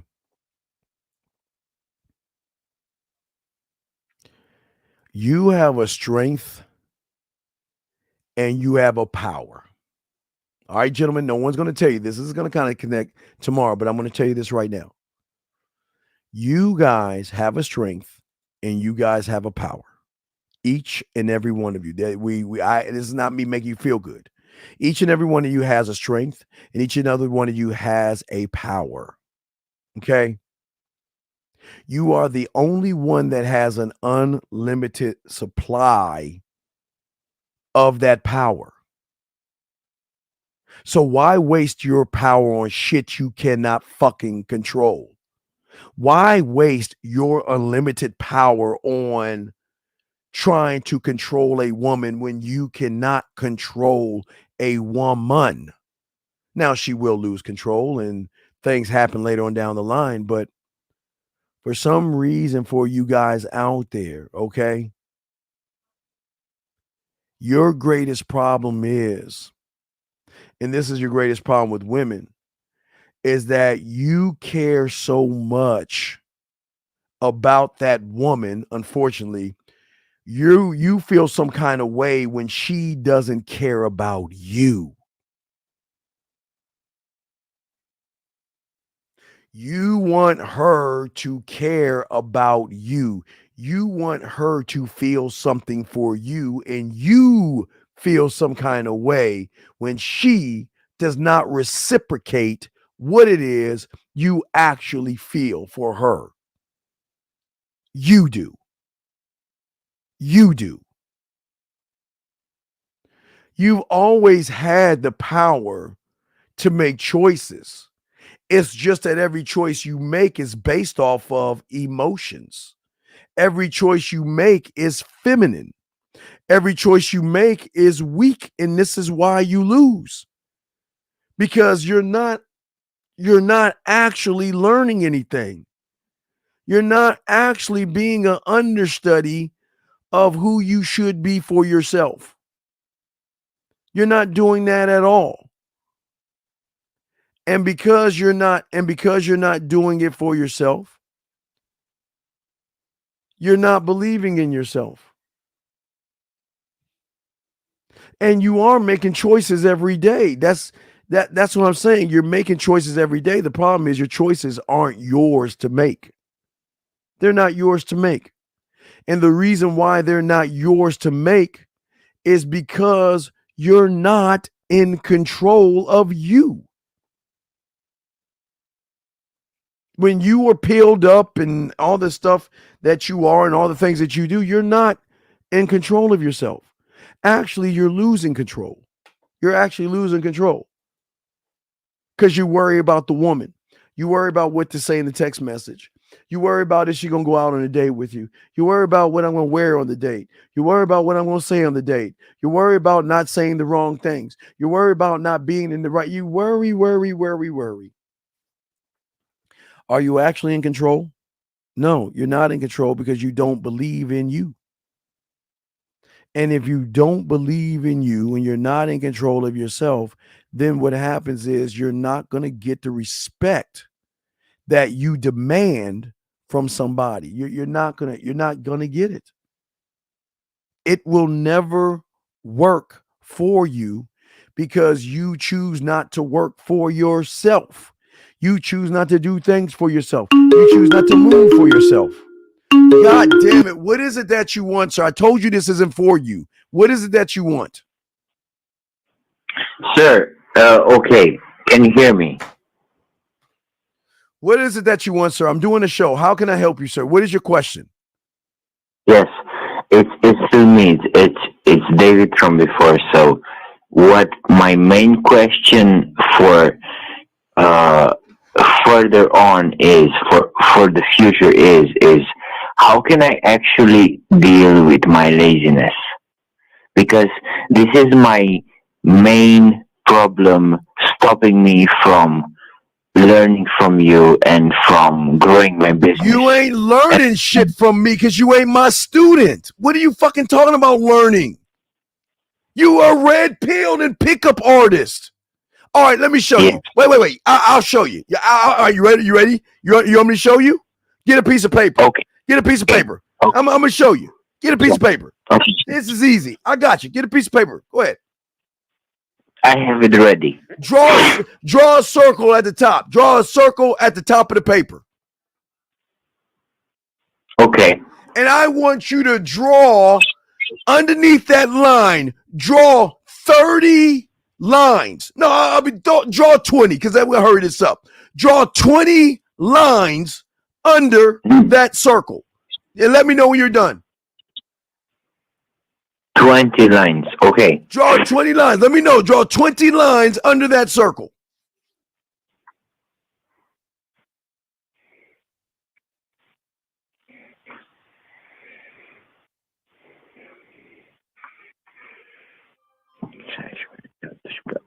No, 20. Okay. Right. And then beside the last line, put times 1,000,000. So times 1,000,000. Right. Okay. You got it? Now, yes. now what I want you to do is flip that motherfucker upside down. So what I'm showing you, in order to get to that circle, your core, we've got to knock out all those fucking lines so you can start seeing the real you. Because every line is a pickup artist, PUA or red pill.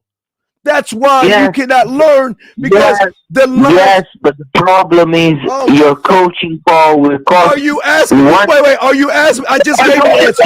I just gave you the answer. Yes or no? You asked for the question. I gave you the answer. That's why you're not going to learn shit. That's your answer. Yes, but okay. Can I just say this thing?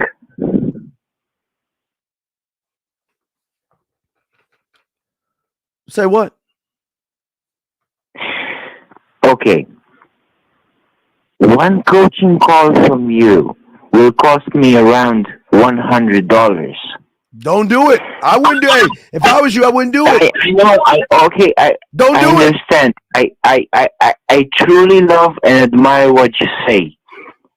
This is not me trying to offend you. Yes, you are offending me. You are offending me. Let me ask you a question. When you go buy your clothes, do you tell them the price is too high? When you go buy your fucking food, do you tell the people at the grocery store the price is too high? Tell me, do you? When you bought your furniture, you tell the furniture store the price is too high? So what the fuck are you telling me that shit for? Okay, but realistically, if I keep grinding in my country in Romania, don't do it. Don't do it, buddy. This ain't for. Listen. There are people out there that can help you. Be in the red pill spaces. Complain about women and go back to the PUAs. I can help you. I want to learn from you, bro. I can't help you. You're not worthy of the information because you are making it. You're giving me a sob story. I don't want to hear that shit. I'm sorry. I'm being honest. Because I don't have money? Sir, do you want me to lie to you? You want me to tell you the truth? What do you want? Do you want me to lie or do you want me to tell you the truth? I want you to actually tell me the truth. Then this is not for you. I can't help you.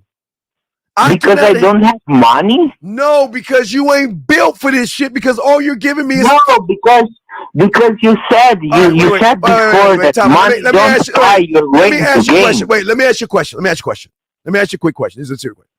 It's a serious question. I'm going to ask you this simple question. How much do they cost and do they come in different colors? How much are they and do they come in different colors? What they? The Excuse Fairy Crunch cereal that you're giving my motherfucking ass.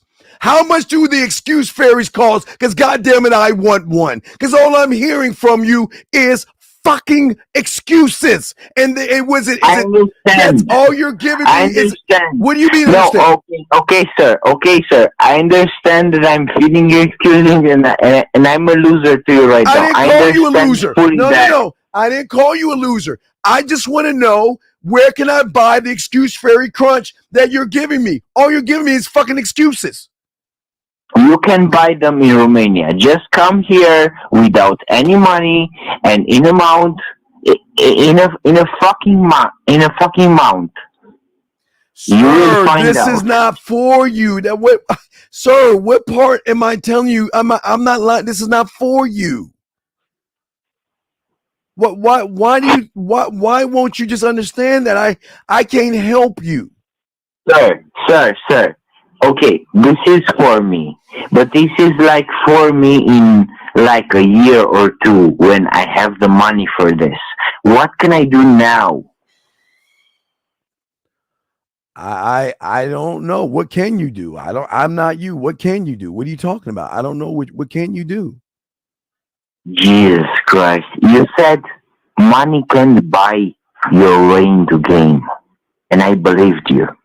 Well, wait a second. What do you want me to tell you? What, brother? Listen, I'm telling you, I can't help you. I'm not the right guy for you.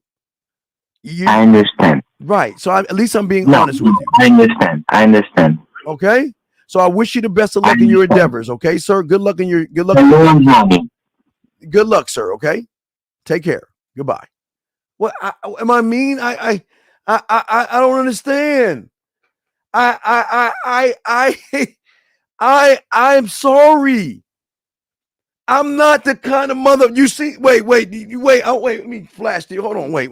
Hold on. Do you guys think that this book is going to be $10, $20, $30, or $50? Do you think this book going to be $50? 600 pages a game? Sorry. This is exclusive for us. No, man. I'm not like these motherfuckers that my shit is ironclad. You going to have to pay for this shit. So don't get it twisted.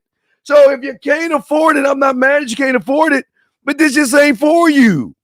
I'm sorry. I apologize, man. My God, man, I'm sorry. My. Okay, area code 417, sir. How can I help you, sir? What's up? Hey, Steve. Well, I wanted to give a shout out of appreciation and ask a question. But sure, first, well, you don't need to give me appreciation. I appreciate you. What's your question, my friend? Yeah, What's your question? I just wanted to say, like, I've been putting in everything I can while I can, you know, because I've got a couple employees, so that's no excuse to not invest in yourself in the game. That's all I got to say. But I wanted to ask.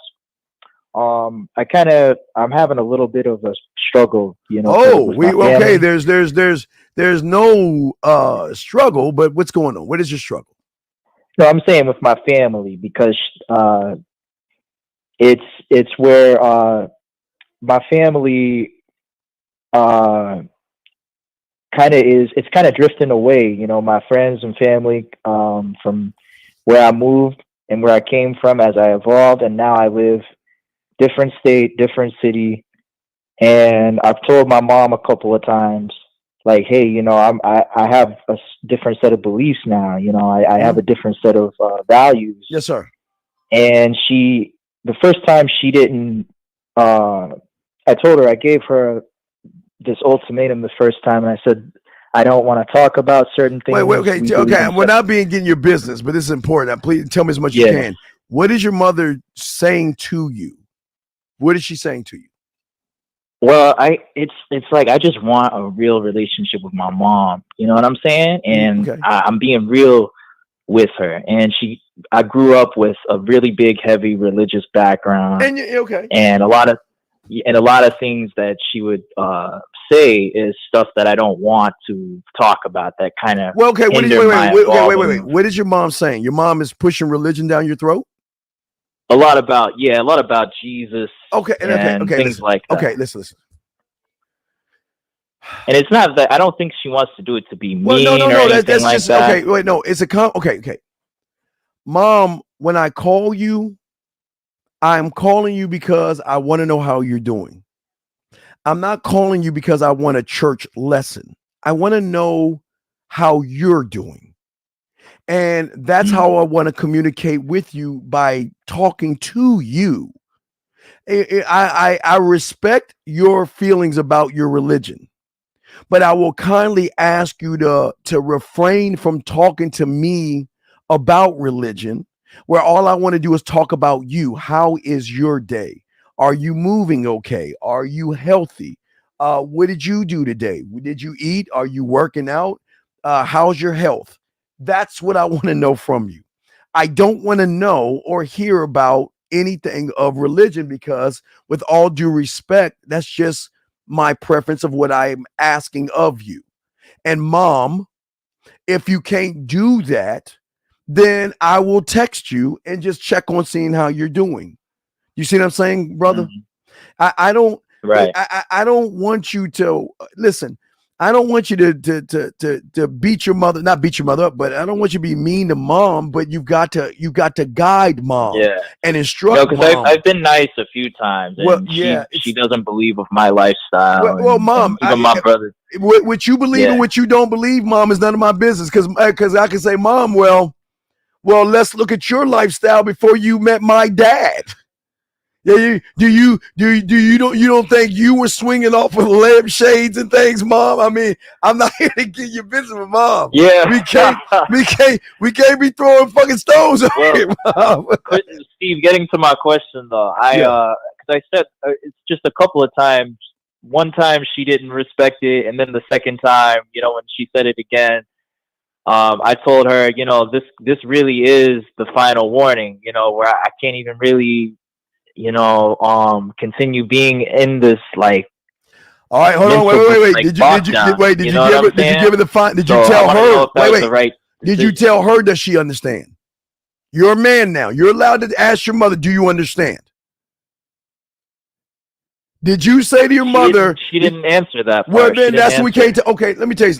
Again, I don't give a fuck if it's a Smurf, elf, unicorn, mom, dad, a dog, or a female. If I ask you for understanding, that's because I want to make certain that you understand where I come from. And if you can't tell me you understand, every time you get in touch with me, we're not going anywhere past that point until you tell me you understand. Mom, do you understand me? You can't talk to me like I'm your mother. Mom, I'm not being disrespectful of you. I just want you to respect my boundaries. This is not me being disrespectful. I just need you to understand that you're crossing a personal boundary of mine. And I need you to understand that if you continue to do this, I'm going to pull away from you. That's why I need you to understand me. Because if you don't understand me, we're not going to go forward until you say, yes, I understand. And I'm not saying this to be disrespectful. I'm saying this to respect my boundaries. You see what I'm saying? You're not doing this as a mean son. You're saying that, mom, I'm asking you to have a little bit of respect of my boundaries. And if you cannot respect my boundaries, then we have to reassess our relationship. That's not being mean. You're just saying, mom, because all right, well, mom, I mean, why don't you tell me about your leg count then, mom? Let's just get real. Let's get down to brass tacks. Son, how can you talk? Wait, but hold on, mom. Wait a second. So if you want to ask me questions, why can't I ask you questions? See what I'm saying? Right. And you're not, and I want to say, you're not being disrespectful. You're saying, mom, I'm a man now. I am not your little boy. And you have no right to tell me what I should be doing with my life unless I ask you. I'm not under your roof anymore. I have my own life. And if you cannot respect that, then I will just message you and see how you're doing. I'll message you and say happy birthday. I'll message you and say Merry Christmas. I'll message you and say how you're doing. And you don't even have to answer it. I'm doing my part. But I will not allow you or anybody to question my decisions or to try to tell me what I should do. I'll be goddamn. You don't say goddamn to her, but you know what I mean. Yeah, no, I got you, man. I'm at the very last, I think, because like I've said it a couple of times. Like, you said it with no understanding. You said it with no understanding, so it didn't stick. It's got to be said with understanding. That means, and if I say it this one time and she still doesn't like, no, this is how it's gonna go. Let me show you how it works. Okay, so a woman's disrespectful, right? I've had this a lot. She tests me, see what kind of motherfucker I am. I say, don't you ever do that again, because if you ever do that again, I'm going to dismiss you. Do you understand me? Mm-hmm. You can't talk to me like how you. Do you understand me? You're not gonna talk. And she might call back. She might wait a week. She might wait 2 weeks, a month, and think everything is gone. Hey, I was just thinking about. No. Do you understand me? Why are you bringing that up? Because we're not going forward until you tell me you understand. So when I do dismiss your ass, you can never say I was mean. You can never say I was rude and all this other stuff. I'm only keeping it a buck with you. I just need you to understand. Because isn't that what the job does? Well, excuse me, 417, can we have a talk with you? Well, you're not really doing the task that we've asked you to do. Now, we're not going to get rid of you, but we're going to write you up. And we need you to sign this paper right here stating that if you continue to do the same things you were doing that you were doing before we had this conversation, that we will dismiss you. And you signing that shit is saying, I understand. It's the same thing. So, okay. All right. And then if that doesn't if she doesn't kind of respect that, then I kind of just got to be like, watch this. All right. If I let someone borrow some money, right? Right. And I tell them I need you to pay it by this tape. Are you going? You sure you got me? You gonna pay it? Because I don't ask twice. You sure you gonna pay it on this? Oh, I got you. All right, now understand this. You don't pay me back on that date, lose my number, because I'm not paying you to give me my money back. I'm paying you to get the fuck out of my life. I don't play. I just want to know, because if you're my boy, I got you, but you got to pay. You got to pay the motherfucker back. I don't want your interest, nothing. I don't want to hear my dog ain't my pay. Either you gonna pay it back or not, because if you don't pay it back, I'm gonna pay you to get the fuck out of my life. And I'm the same way. Listen, I'm not saying, see, most people don't think they're allowed to stand up to their parents. I didn't say cuss your parents out or hurt your parents or yell at your parents. Yeah, and I was kind. I was respectful. I'm just being respectful. I'm saying, Mom, you gotta respect my boundary. That's all I'm asking you to do, Mom. Respect my boundary. And if you can't respect my boundary, we got to look at our relationship. That's all I'm saying. I'm not going to be mean to you because I'm going to dismiss you. I will walk the fuck away. I'm out. Because you're allowed to be you and I'm allowed to be me. Goodbye. But see, that's man shit. A lot of people don't stand on that kind of shit, bro. Yeah. No, I mean, 100%, man. Because I'm just kind of evolving in. It's like all of these. I mean, when you're mentioning mental toughness, and having a real man attitude, because I'm finding out I'm having to listen to this multiple times, to really make sure it sinks into my core. Well, it's got in my pathway, right? But it has to be in your core. Again, you can't.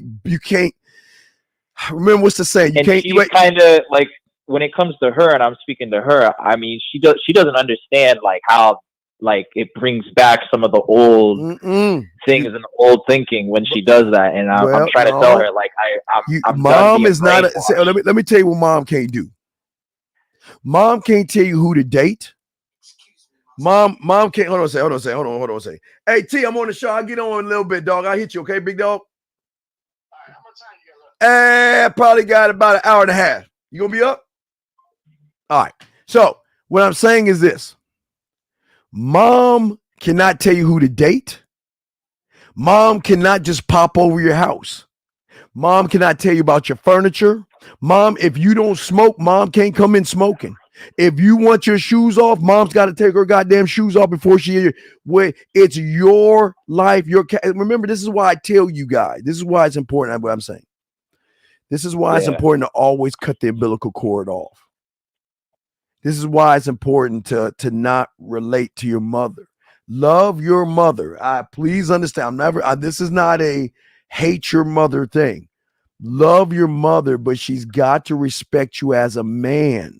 Because if you're not, there's got to be a moment in your life that you got to stand up to her and be a man by telling her no, by letting her know you're not allowed to. And mom, if you ever listen, because a mother will do this, there are women out there say, I'm not going to love you no more. If you date that blue woman, I'm not going. Okay, let me give you an example. I saw a video years ago where the mom, okay, like in college football, they pick the hat of the place they want to be at, right? They pick the hat, right? They sit at a podium with their family. The mother had a Tennessee shirt on or a Tennessee jersey on. I don't know. I think the son picked Florida or Alabama. He grabs another hat. I think I remember what you're talking about. And he put that hat on. And his mother got up and walked off. You know what I said? Good. All right, Fate. I say, what the fuck?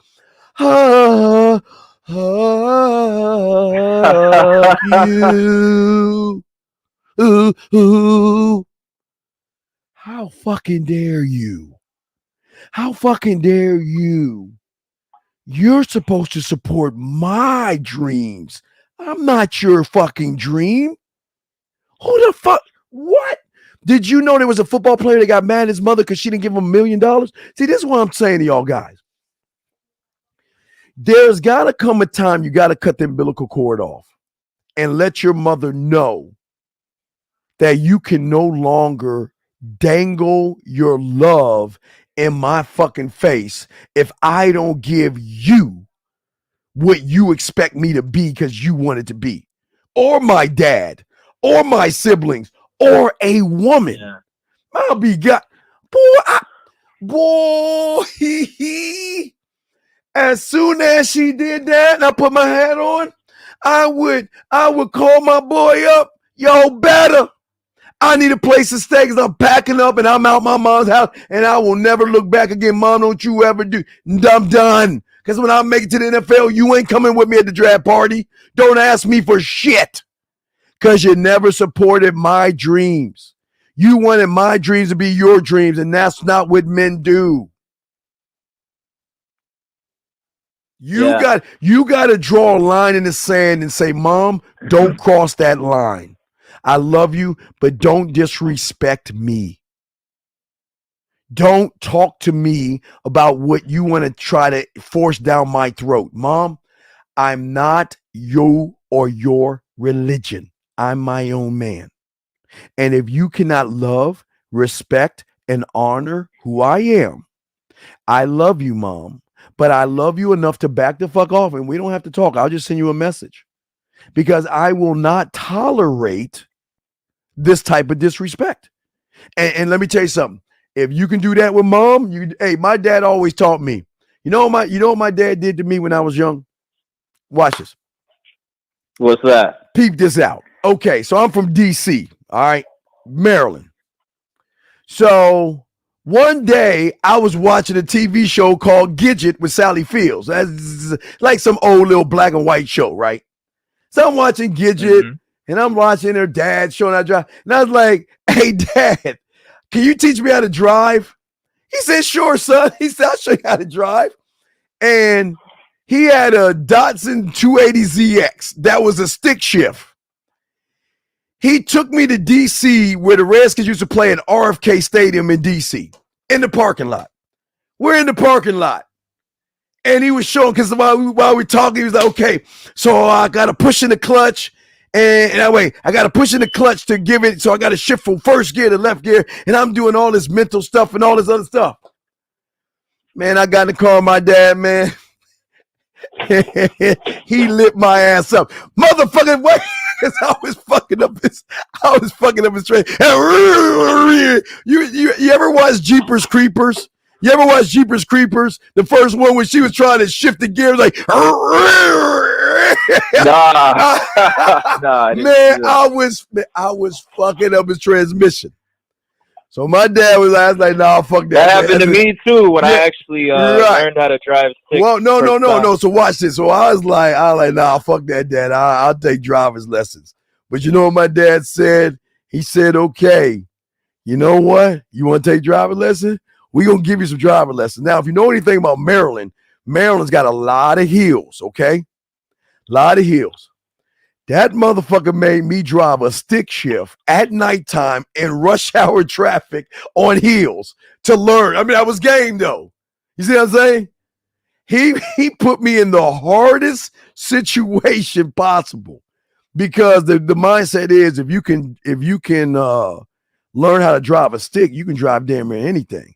But he didn't just want me to learn how to drive a stick. He wanted to put me in the fucking fire. He wanted to put me in the toughest position so my mental toughness could handle that. And I handled it. Wow. Yeah, I handled that shit. Wow. And guess what I did? Hey, the first night he let me borrow his car is when Batman came out. So guess what happened the first night? First night I took his car. Because I was in PG County, Maryland. And because I used to live in Montgomery County, Maryland, in Gaithersburg and Germantown, I drove from PG fucking county. I went past, I was going to a teen club. I get pulled over by a cop. What do you think I did? I jumped out the car and walked towards the car. He said, "Motherfucker, get in the car." I said, "Oh shit!"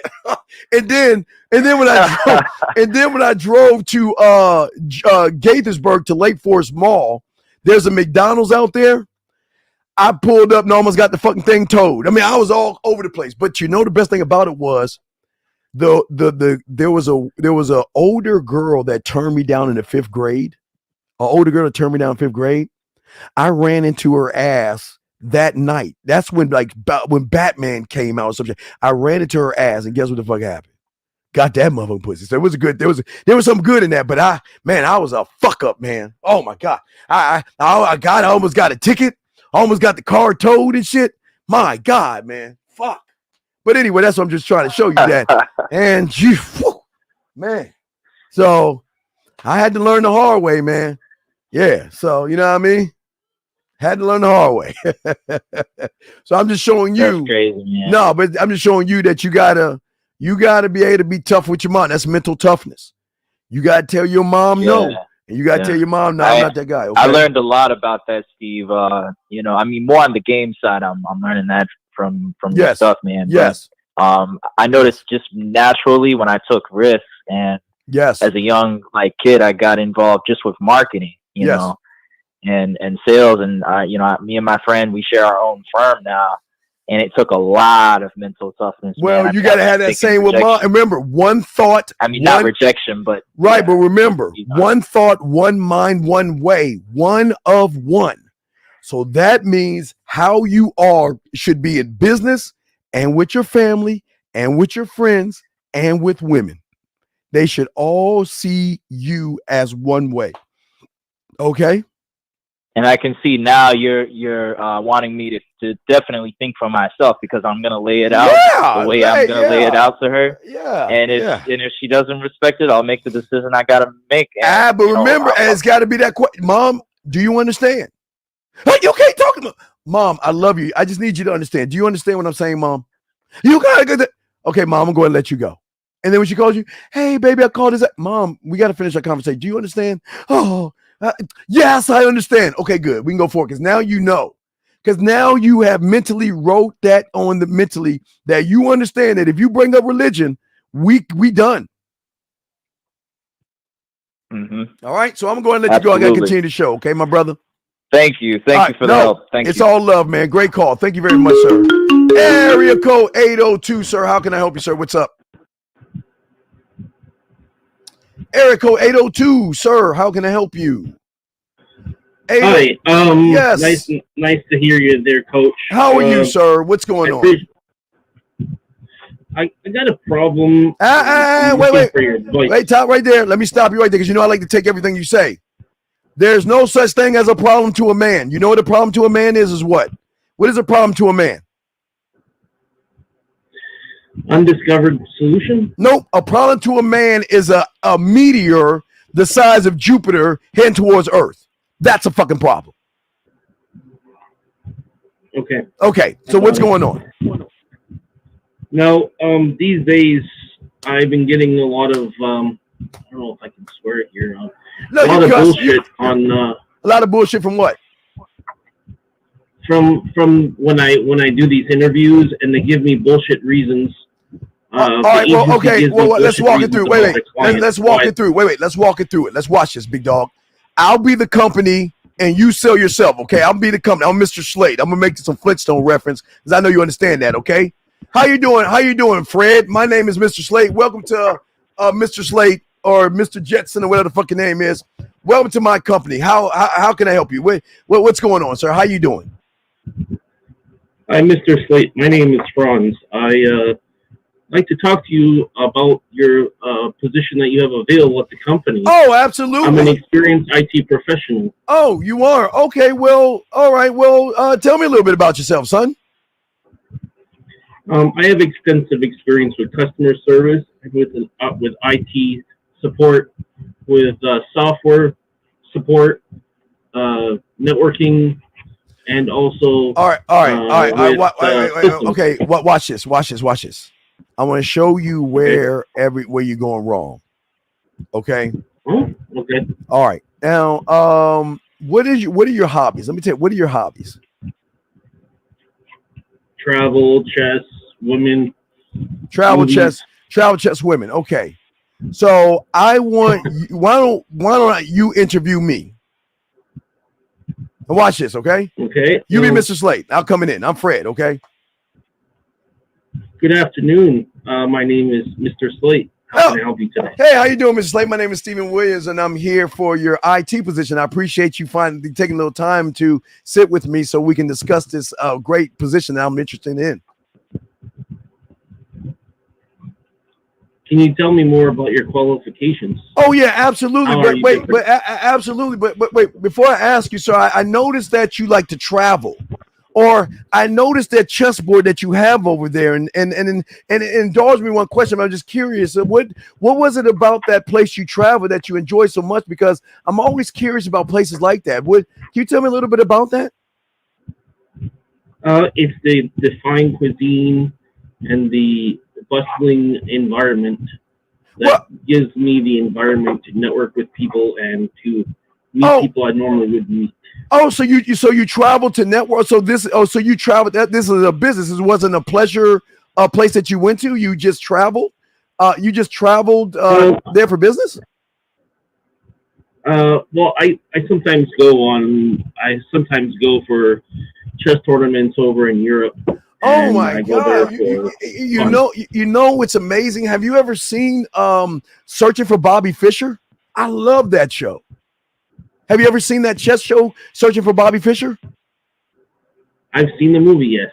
Well, you know the great thing about Bobby Fischer, and I was thinking about your question that you was asking me, is that you remember when the mentor swiped all the pieces of the chess pieces off the board and showed him he rather has to look at the board than the pieces or the opponent. Well, it's kind of like my position right now. I even though I do have the IT skills that you are looking for, I do want to let you know that I'm open to learn, because I know that you have a special way of how you want to teach what you want to you want your client to know. And like Bobby Fischer, I'm kind of like an open book, because I want to learn more about not just the IT position. I've done a little bit of study of the company. I know where the company existed. I know how long the company's been in and things like that. And these are very interesting things to me, because just like Bobby Fischer, it's not about the job per se. It's how I really connect with people, because as an IT guy, I'm going to deal with a lot of situations with people who are not just going to have problems with the computer, but they're going to have frustrations. And I really feel like my job is just not IT. My job is also handling certain types of emotion people are going to have when maybe the computer's not working,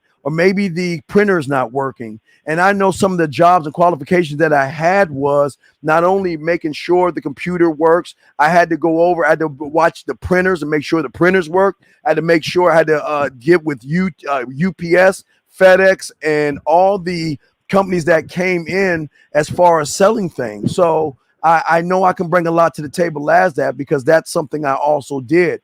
I was also managing company money, because I know my company money is. So I had a lot of great ideas of burning the candle at both ends. I usually had companies bid on our services and things. So these are things that I love to bring to the table, and it kind of reminds me of the Bobby Fischer movie. Do you see what I just did, sir?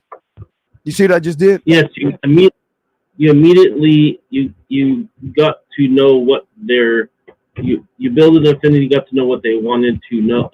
What was valuable to them, and then you build a relationship. Right, by connecting them to what they like. So if he has a chess set or he likes to travel, all I'm doing is connecting what he likes, because what is he expecting?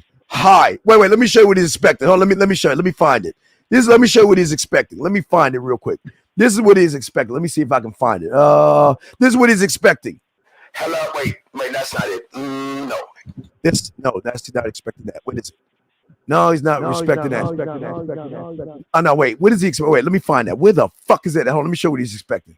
The fuck is it that way? Check mine. Hello, how are you doing? My name is Sam. I've got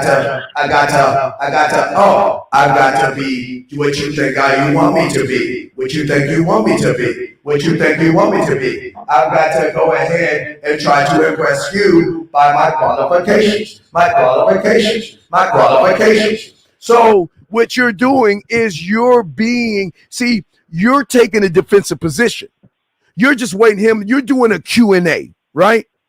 If you notice, I controlled the whole goddamn. I took you where I wanted you to go. And not only did I take you where I wanted to go, I added on to show you why I'm an asset to the company, because not only do I fix things in IT, not only do I solve people's problems, but I also have handled DHL, UPS, FedEx, and also am able to fix the operating copy machines.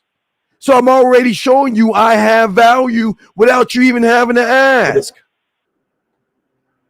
Okay.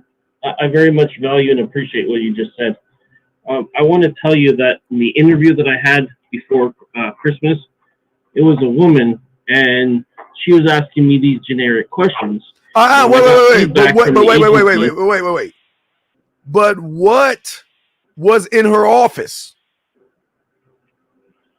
I think she was working from home, because it looked like some sort of like weird room or something, almost like a room. So she interviewed you from home? So wait, was it a Zoom interview from home? Think so. I think so, yeah, Microsoft Teams, yeah. Okay, so what did she say to you?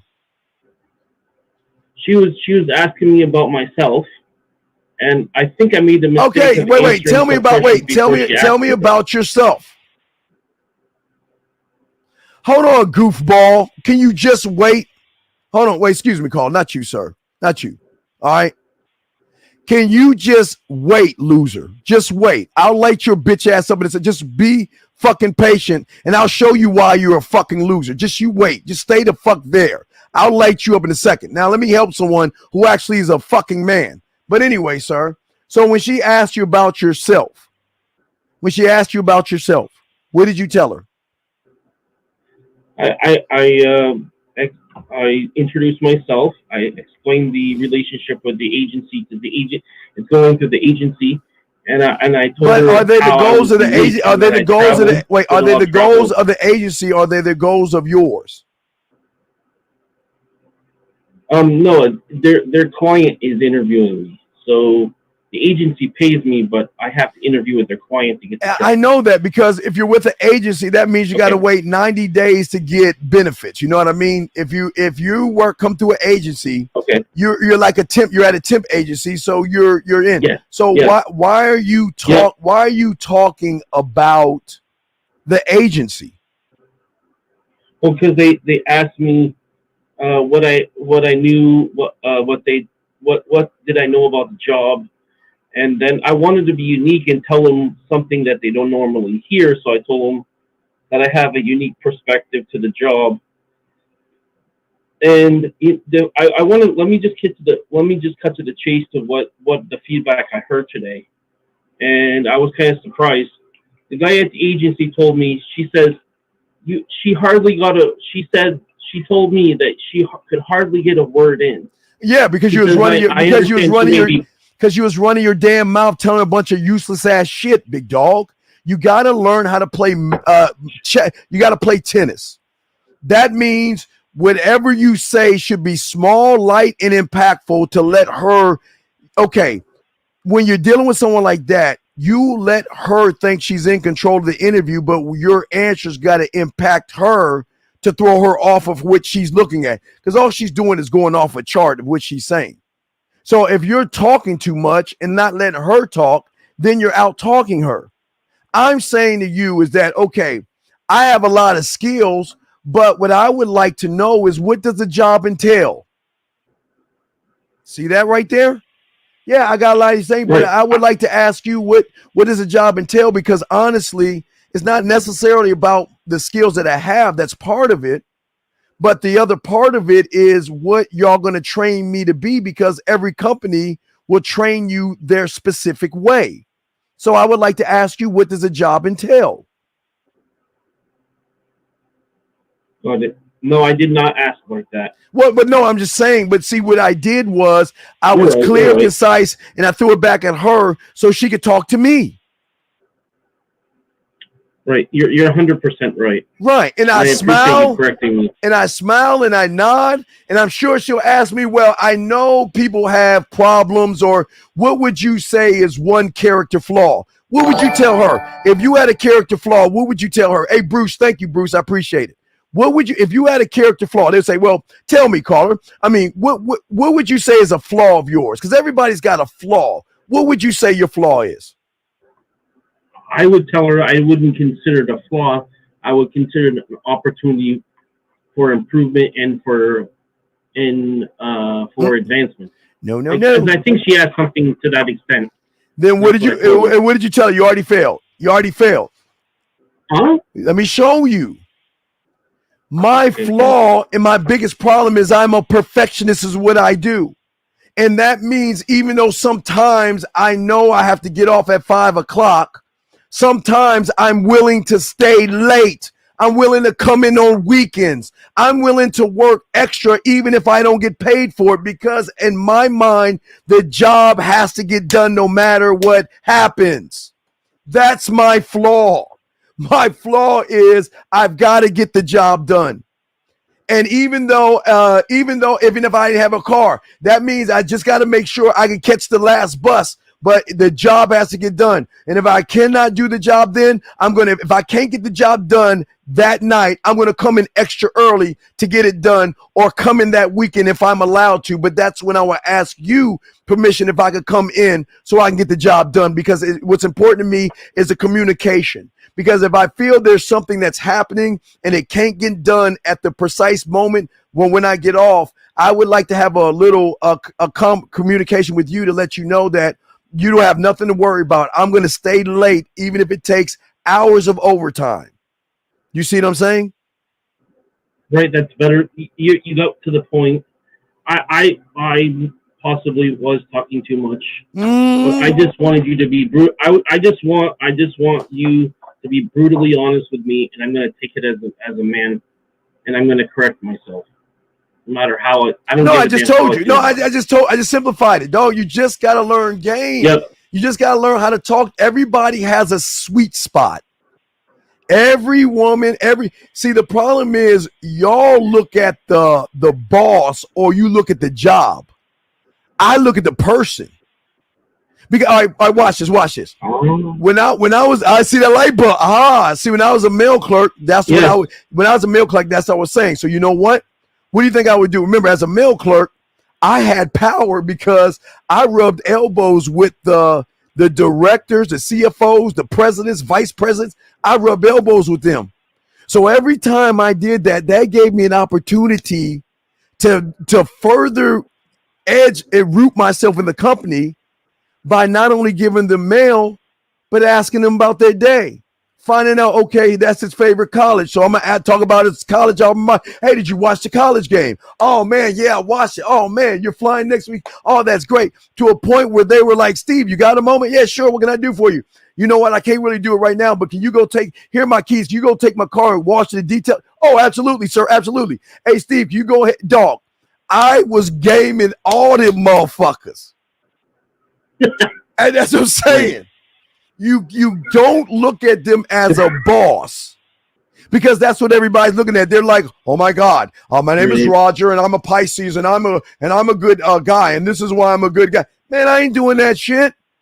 I'm going to be more personable to them, because they don't. Let me tell you about jobs. They don't hire based off of your skill.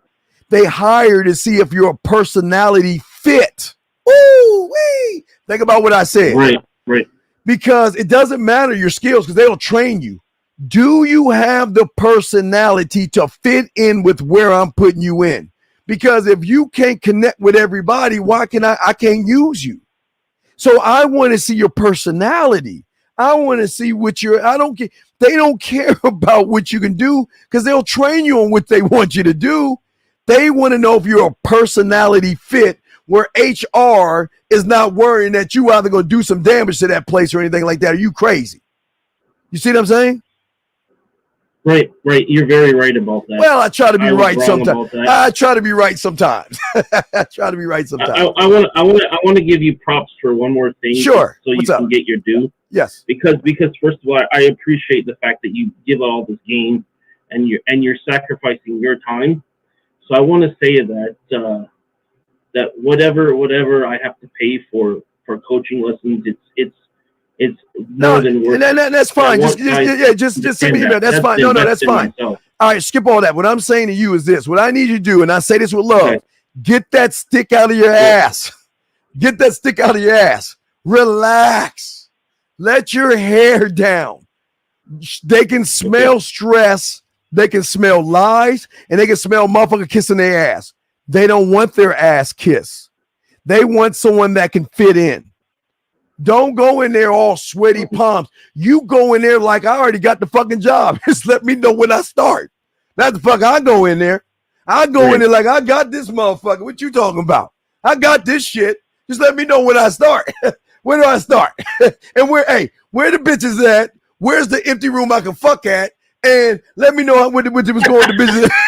He said, nah, man. I can see how yours is. When I was thinking about from the employer's point of view, I can see how your approach is much more enticing than my approach. Oh, hey, dog, when I go in the job, that's my warrior. Brother, when I go in the job, my warrior comes out. Because I step in there. You remember Battlestar Galactica? Because I know we're like kind of the same. Man. Remember the thing? I watched that a little bit. Yeah. Right. I'm scanning everything. I walk in, security guards. Check, scribe that. Hey, scribe, security guards. I go in and I check out every fucking thing because I'm owning this motherfucker. Because why you think I saw security guards? Why you think I'm cool with security guards? So they can do you a favor later. Nah, motherfucker, they ain't gonna do me no favor, man. Hey, dog. Every Friday, I'm making an extra stop to getting them donuts or kolaches. If there is a meeting, I'm letting them know what y'all want to eat. Y'all want any sandwiches? Because there's some extra potato chips, sandwiches. I'll bring y'all some stuff down. You want to know why I'm doing that shit? Because they got access. They got access to the empty floors, dog. They got access to my phone. Hey, look, the 16th floor is empty. All right, your mommy bring me a little pillow or blanket up that motherfucker. Hey, I'm going to bring you a double bag. Bring that pillow blanket up there with my rubbers and shit, because that's going to be my fuck pad. And all I need to let you know is when I need you to open the door and hold it, just have a little thing. The empty floors. Just let me know. Because at lunchtime, I'm bringing her up there and I'm going to fuck and give me some motherfucking dome. You see what I'm saying? I'm working. I understand what you're saying. Right. I can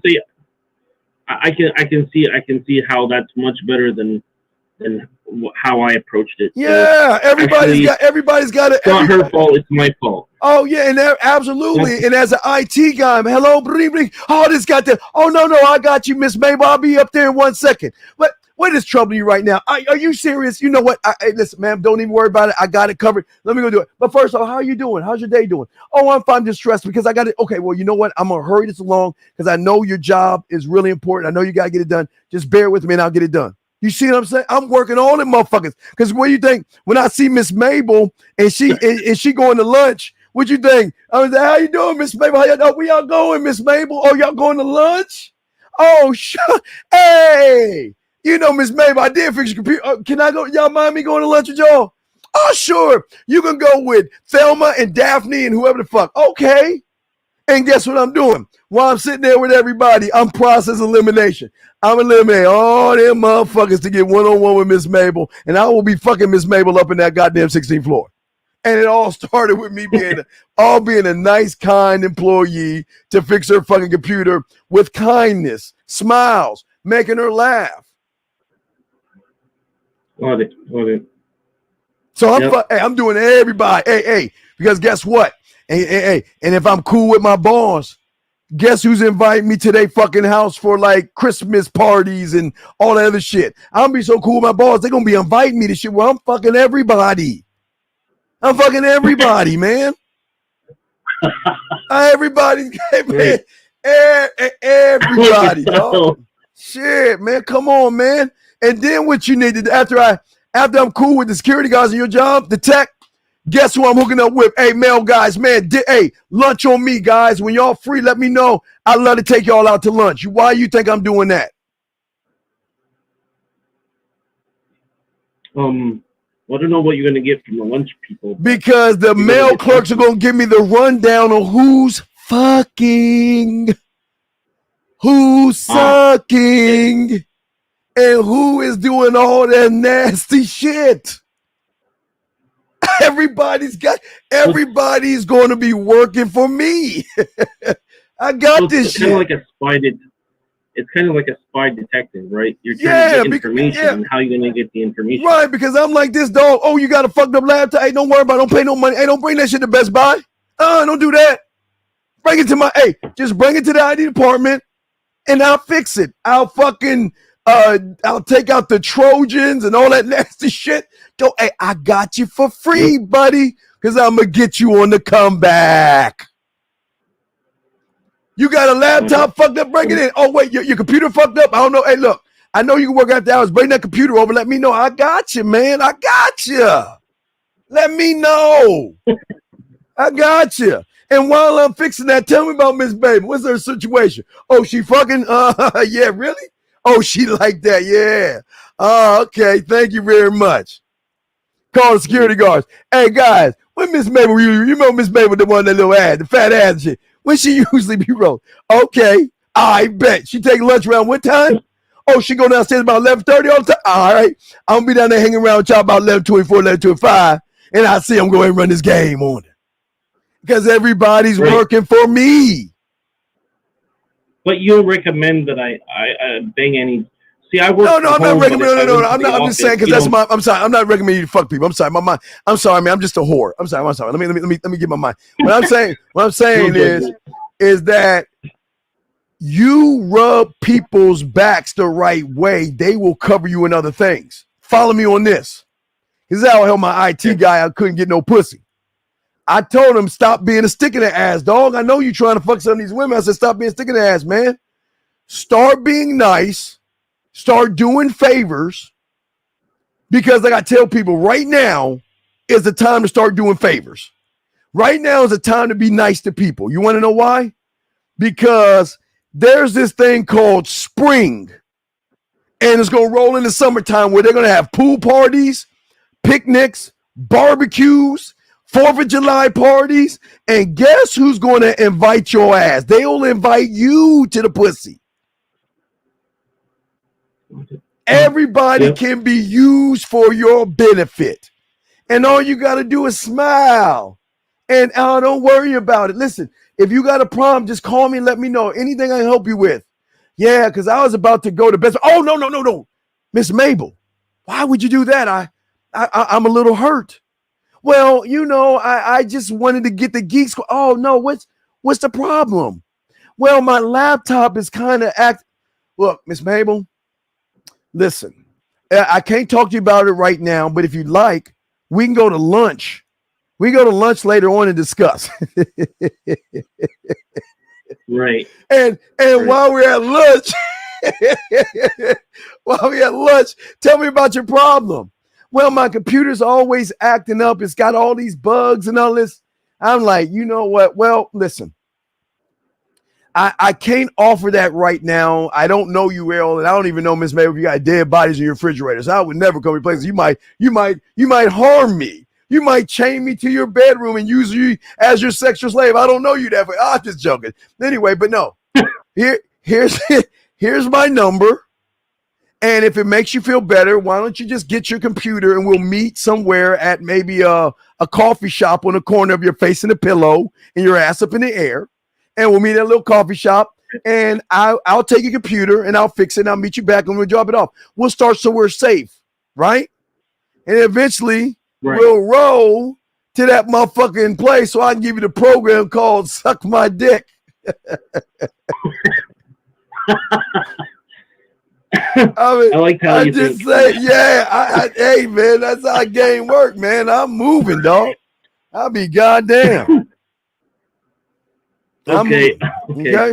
I think I understand why I was having issues. Yeah, man, get that stick out your ass and relax. You go in that bitch like I got the job.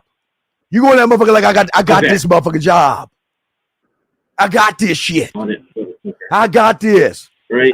Look, I don't need to sell you. You got to sell me. Because I want to know I'd like to know more about the job, but more or less, it's not that I want to know about the job. I like to know who I'm going to be talking to or who's going to be my boss. Because if you're my boss, I like to know more about you. And again, I know this is not about the job, but this is why it's important to me because I feel that there has to be a relation between the boss and the employee that goes beyond the job where I have you back and I got you covered. And if you can't do anything, you can just call me. And I say, hey, what do you think I said okay, this is how I set up my fuck pad because I did that to the vice president of the company. I told him, I said, anytime you need anything, just let me know. Because he's like, hey, Steve, I heard you're kind of like a ladies' man over there, buddy. I said, well, sir, well, I get around, sir. But listen, if there's anything you need me for, just let me know, sir, because I know you're busy at work. I know you got a bunch of things to do. Just call me and I will come and I will do whatever you need me to do. Okay. Yeah, I see how your approach is much different than mine. Yeah, because the job is mine. The job is mine. What the fuck you mean? You just gotta let me know it's not. I believe it's mine. Wow.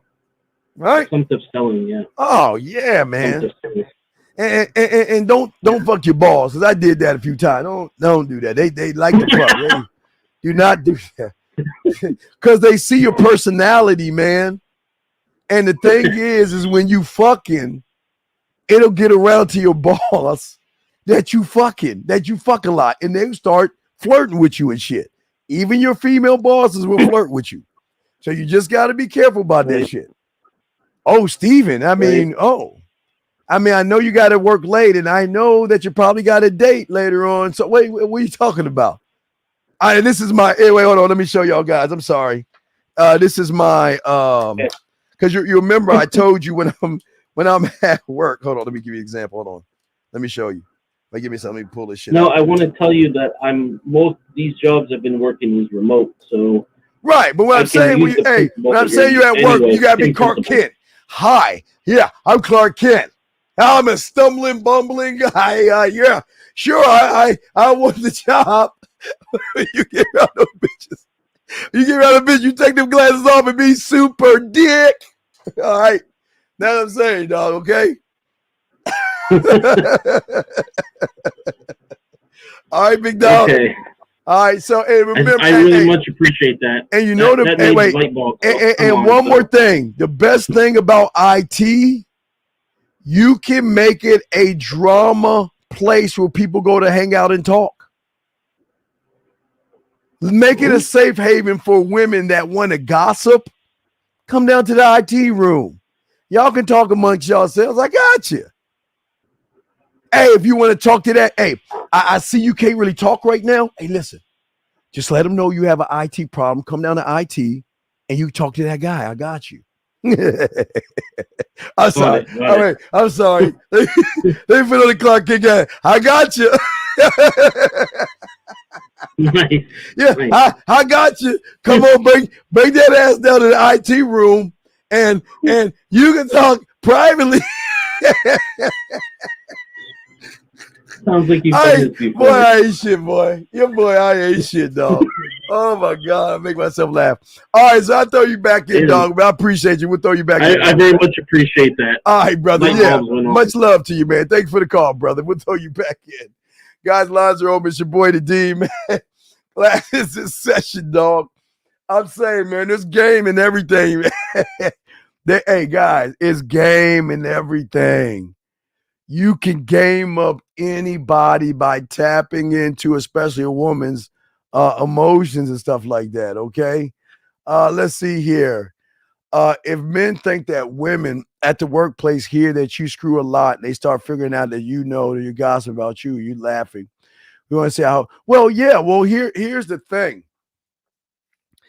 I set up, this is why I do, and I tell my guys, now is the time to build. Bro, hold on, let me get the game question. Hold on a second. Yes, sir. How can I help you, sir? What's up?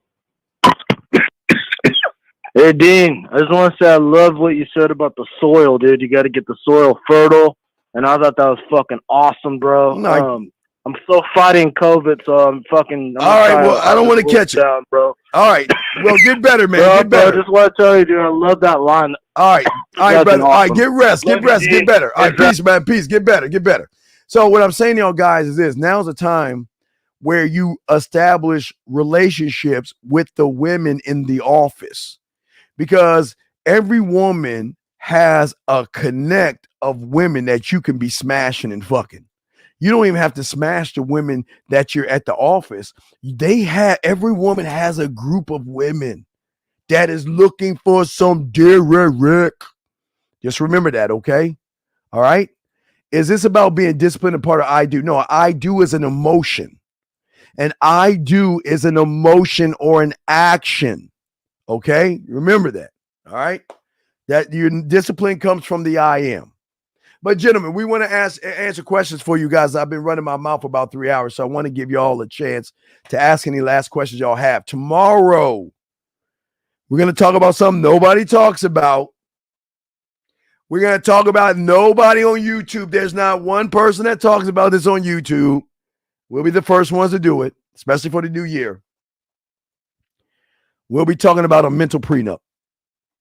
We're not talking about that shit on paper. We're talking about something that will never, ever, you can never, ever break when you have that. We'll be discussing that later. Question, should I holler at the girls at my workplace?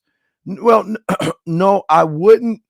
I wouldn't holler at them until once you give your 2 weeks notice and you're secure in your other job, then you can do what the fuck you want to do at that point, man. You can do what you want to. You know what I mean? So don't do it yet. Make sure you got your job secure. You got your 2 weeks notice and just holler at these women and shit. You know what I mean? Just let them know. And that's it. Any other questions, guys? I got y'all, guys. Always remember the graveyard. Always remember everybody in there had one thing in common. They thought they had tomorrow coming to them. Live every day like it is your last. We're the only ones that say that. And we're the only ones that have you covered on that and stuff. So if there's any other questions, guys, please ask right now. We'll give you a few more minutes, and then we will. I got some gaming to do, dog. You know I got a game. That's my drugs and shit. Got to get my gaming on, son. Also, we'll do that on Wednesday, and then don't forget Friday morning. If you're overseas, Friday morning we will go live. We always go live Friday morning around 3 a.m. No one else does that. 678. Let me bring you in. What's going on, sir? How can I help you, brother? It's okay. Now the woman hire you.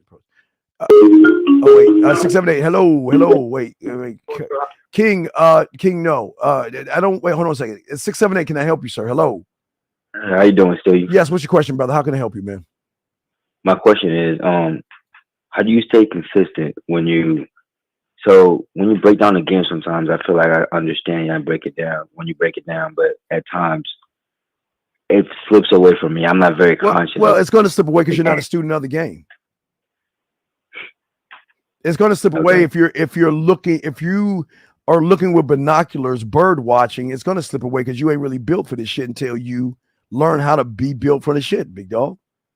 You can't. Well, your problem is you're so used to just taking crumbs and shit that you're not learning in the actual game because you don't know what you don't know, and that's what game teaches you. So what you're watching right now, yeah, you can see the end result of a gamed up motherfucker, but you got a lot of work to do.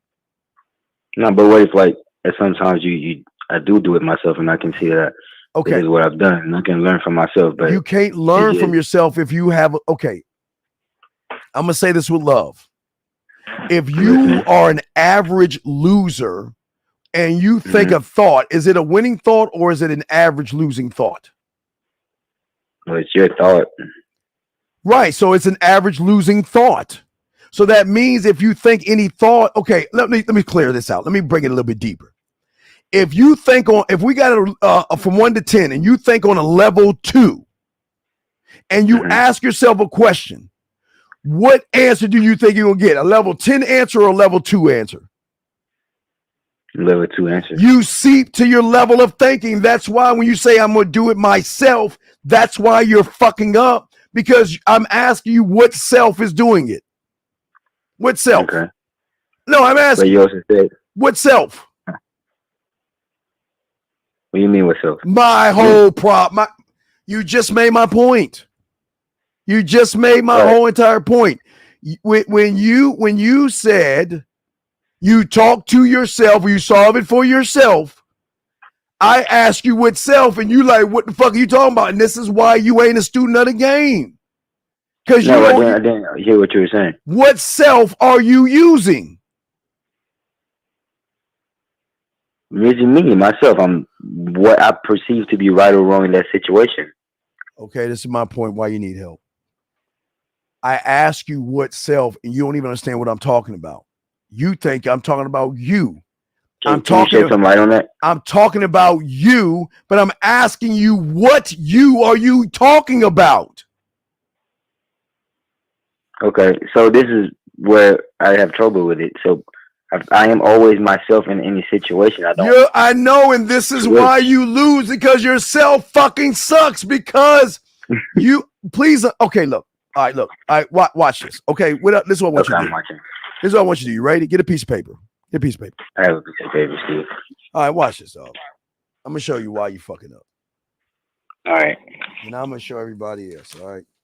So what I want you to do is I want you to draw four rectangles. No, draw 3 rectangles. 3 rectangles. Draw 3 rectangles. You got it. Okay. You got it. And what I want you to do, I'm gonna break this down. All right, this is what I want you to do. What I want you to do in every rectangle, I want you to draw draw 4 lines. No, draw 3 lines in every rectangle. Draw 3 lines in every rectangle. Okay. All right.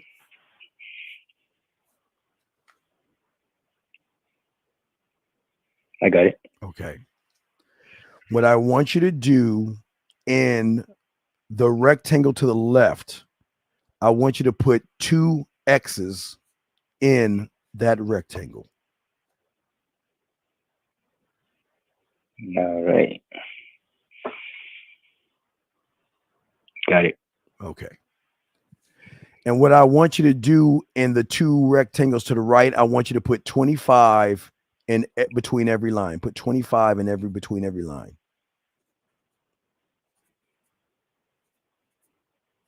Let me know when you're done. I'm doing it right now with you. I mean, I'm doing this. It's all in my head, so I'm writing it out. So now you should have 2 X's to the left, and then what I want you to do in the left hand side, put 25 in the bottom 2. Put 25 in the bottom 2. Okay. Okay. So you should have two X's. You have 25, 25, and then on the other two, you have 25 on. There should be 4 25s, right? Right. Okay. So let me show you where you're going wrong. Okay. So if the two X's don't have 25, right? Right. What you've got to do, what I want you to do now is I want you to color out both 25s for the two top 25s. I want you to color them out. Just this X amount, scribble them out. Okay. So in order to fill the cup to the far left, you've got to compensate the two from the right to get that far left at a full 100. You've got to compensate. See, at first, the two to the left were a full 100. 25, 25, 25, 25. That's 100, right? But because one part of you was broken, right? That means you got to draw from other parts of you, which means you'll never be at a full 100 because you're always compensating from other parts to try to fill other parts of you. Do you see what I'm saying? Okay. So that means when you're looking at yourself as a whole, this is where you're fucking up, because you got to understand, if one subsystem part is broken, then it's going to affect everything around you, because it's got to give away its parts away to balance you out. Okay. And how do I fill that part and make it whole? By being a student of the motherfucking game. You got to learn game at the end of this shit, dog. You ain't gamed up. Okay. How old are you? How old are you? I'm 21. All right. Well, you got to be gamed up, brother. That's how it is, man. You got to be a student of the game, man.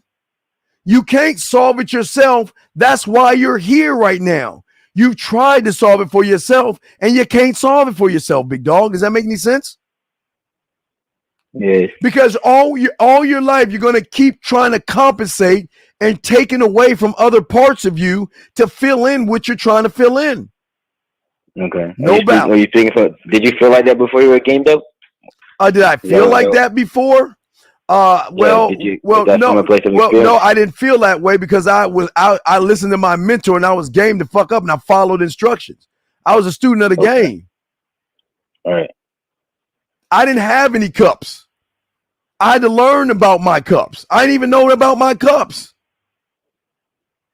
Okay. Okay. All right.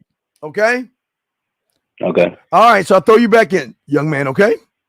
All right. Thank you. Thank you. Thank you. Oh my God. What the fuck do you want, man? What? Okay. Okay. Why? I know. Can you hear me or not?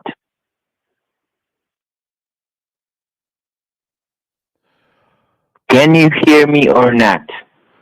Brother, what is your question? I'm trying to wrap it. What is your question? I know. So my question is, if I already purchased the bed from you and class 1 of flirt to fuck, am I close to calling myself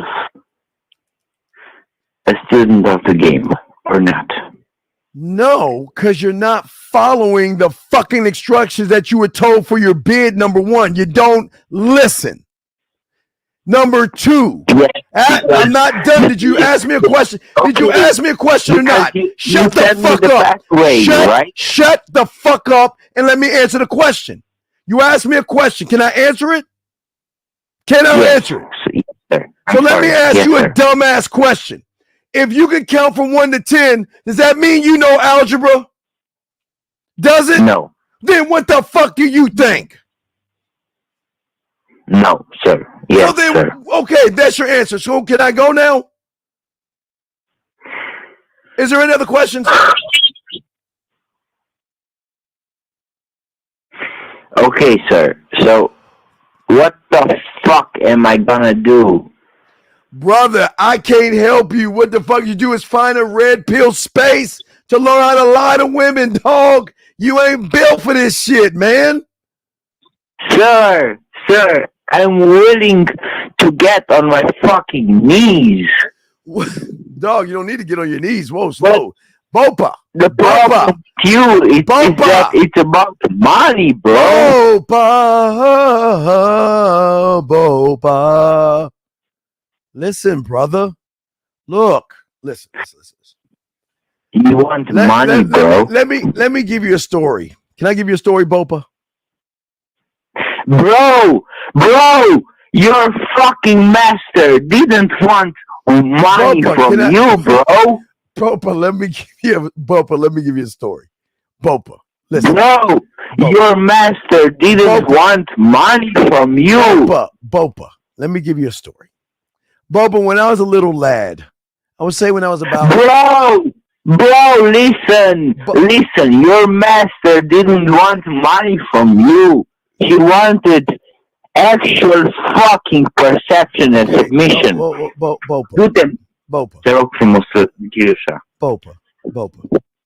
When I was a little lad, okay? Yes.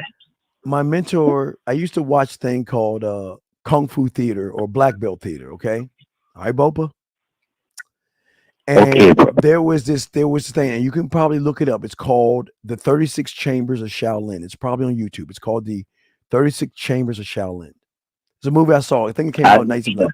Okay, so Bopa, in that movie was about a guy that snuck into the Shaolin Temple.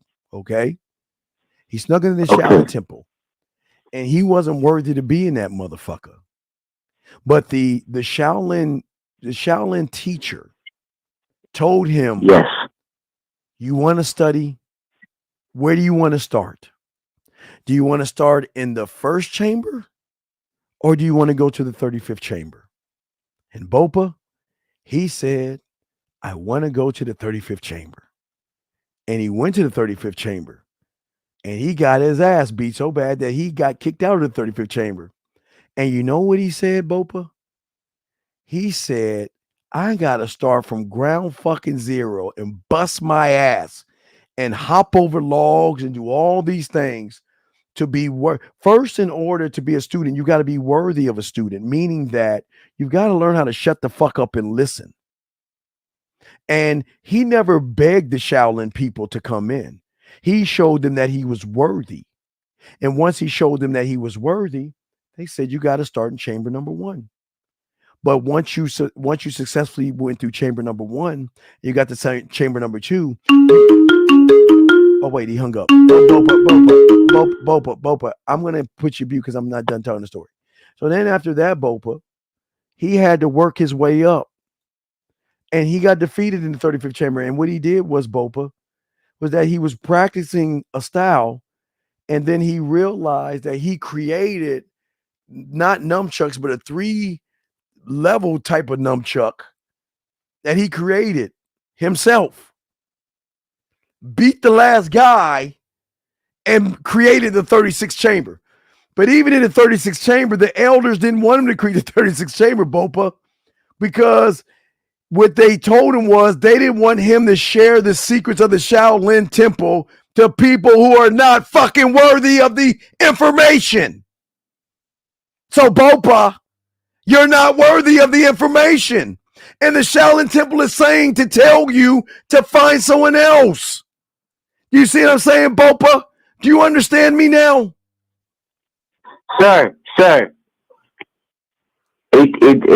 I'm sorry. I'm really sorry. It hanged up.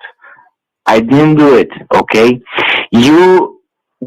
The last thing you said to me that I heard was like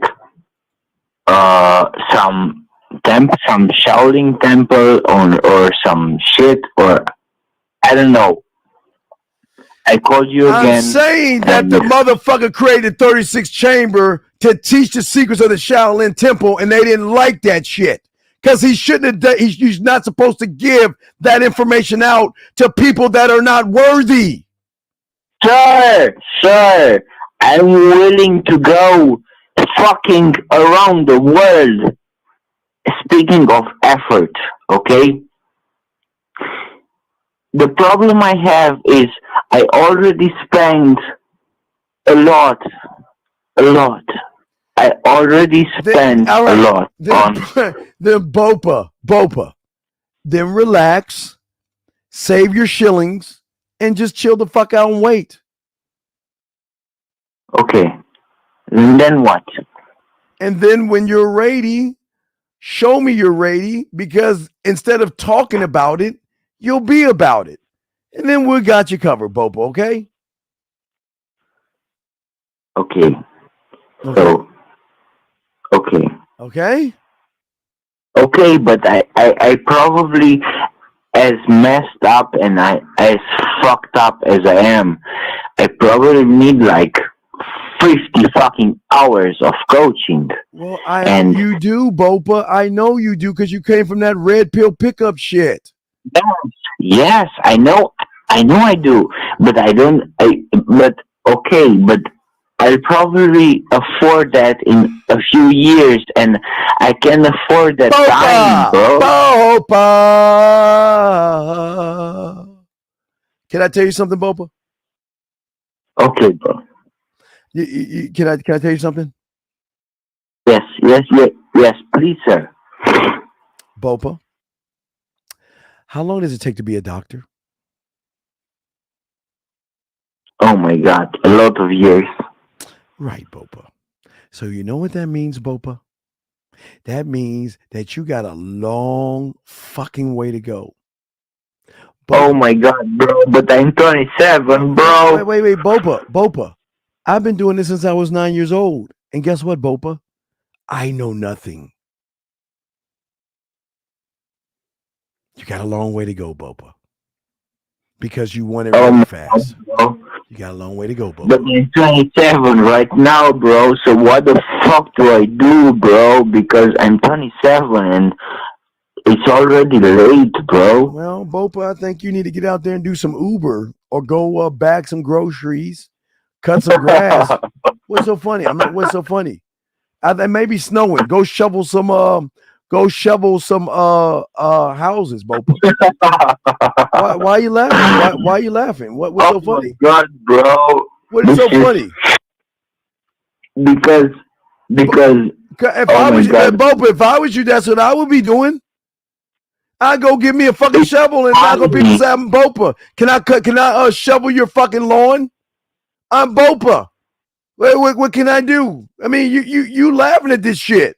I'm not laughing. I'm saying.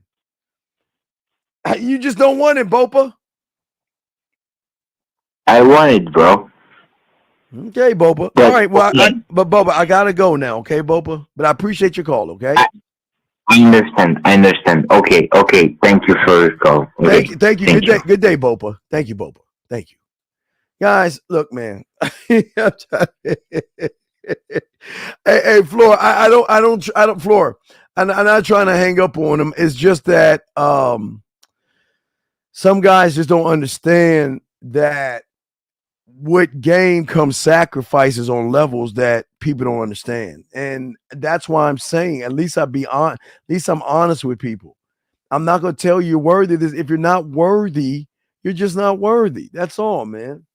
I don't want to put a gun to your head. If he doesn't want to shovel snow, then he's not worthy, brother. He laughed at me. I told him to shovel some snow. He laughed at me. He could do Uber, Lyft. He can go to Romania. I'm sure they have a driving service. I'm sure there's some side jobs he can work. I'm sure there's security jobs. There's a lot of jobs he can work. He just doesn't want to do it. So I can't help him, man. I can't, man. It's just what it is, man. But gentlemen, I appreciate you guys, man. Y'all are great men. I appreciate you guys. Tomorrow we're gonna have a good show. No one talks about it. We will be the first one talking about a new prenup, a new style of prenup, one that no one's talking about. We'll be the first one on YouTube breaking it down. We're gonna break down what is called a mental prenup for the first time. Okay, we'll be breaking that down. Because you won't need to do a prenup from the outside if you got that prenup here taken care of. So we will talk about that shit tomorrow. Okay. okay? Guys, I appreciate all you guys, man. All I ask you guys to do at the end of the day is appreciate yourself. I'm the goddamn Dean, baby, man. Guys, we got the YouTube shorts out. I'm going to still do some YouTube shorts. Matter of fact, guys, let me show you. Hold on. Wait. Let me show you. Guys, I'm going to help the ladies out. YouTube shorts on how to get a man. I'm fucking with the ladies. I gotta fuck with the ladies a bit. Anyway, guys, hey, it's the Dean, guys. We got the YouTube shorts out there. Soak it up, man. We're breaking a lot of stuff down to YouTube shorts, man. We're gonna continue to do that, guys. It's gonna be the glue and all this other stuff. I appreciate all you guys out there. Just like I said before, appreciate yourself. You need me, get at me at themanmindset@gmail.com. Other than that, fuck with your boy. We will see you guys tomorrow. Just like that, man mindset. Just like that, man mindset. Have a good night, the show is over. Take notes and use what the Dean has told you. Now with dating, your game is colder. No hesitation when you approach her. Gotta level up, gotta keep on rising. Till you the best, got the touch like Midas. Now you got style, you got all the women flocking. So many options, now you got it popping. Thank you for tuning in. Hey, just like that, man mindset. Gotta come back again. Hey, just like that, man mindset. Email the manmindset@gmail.com.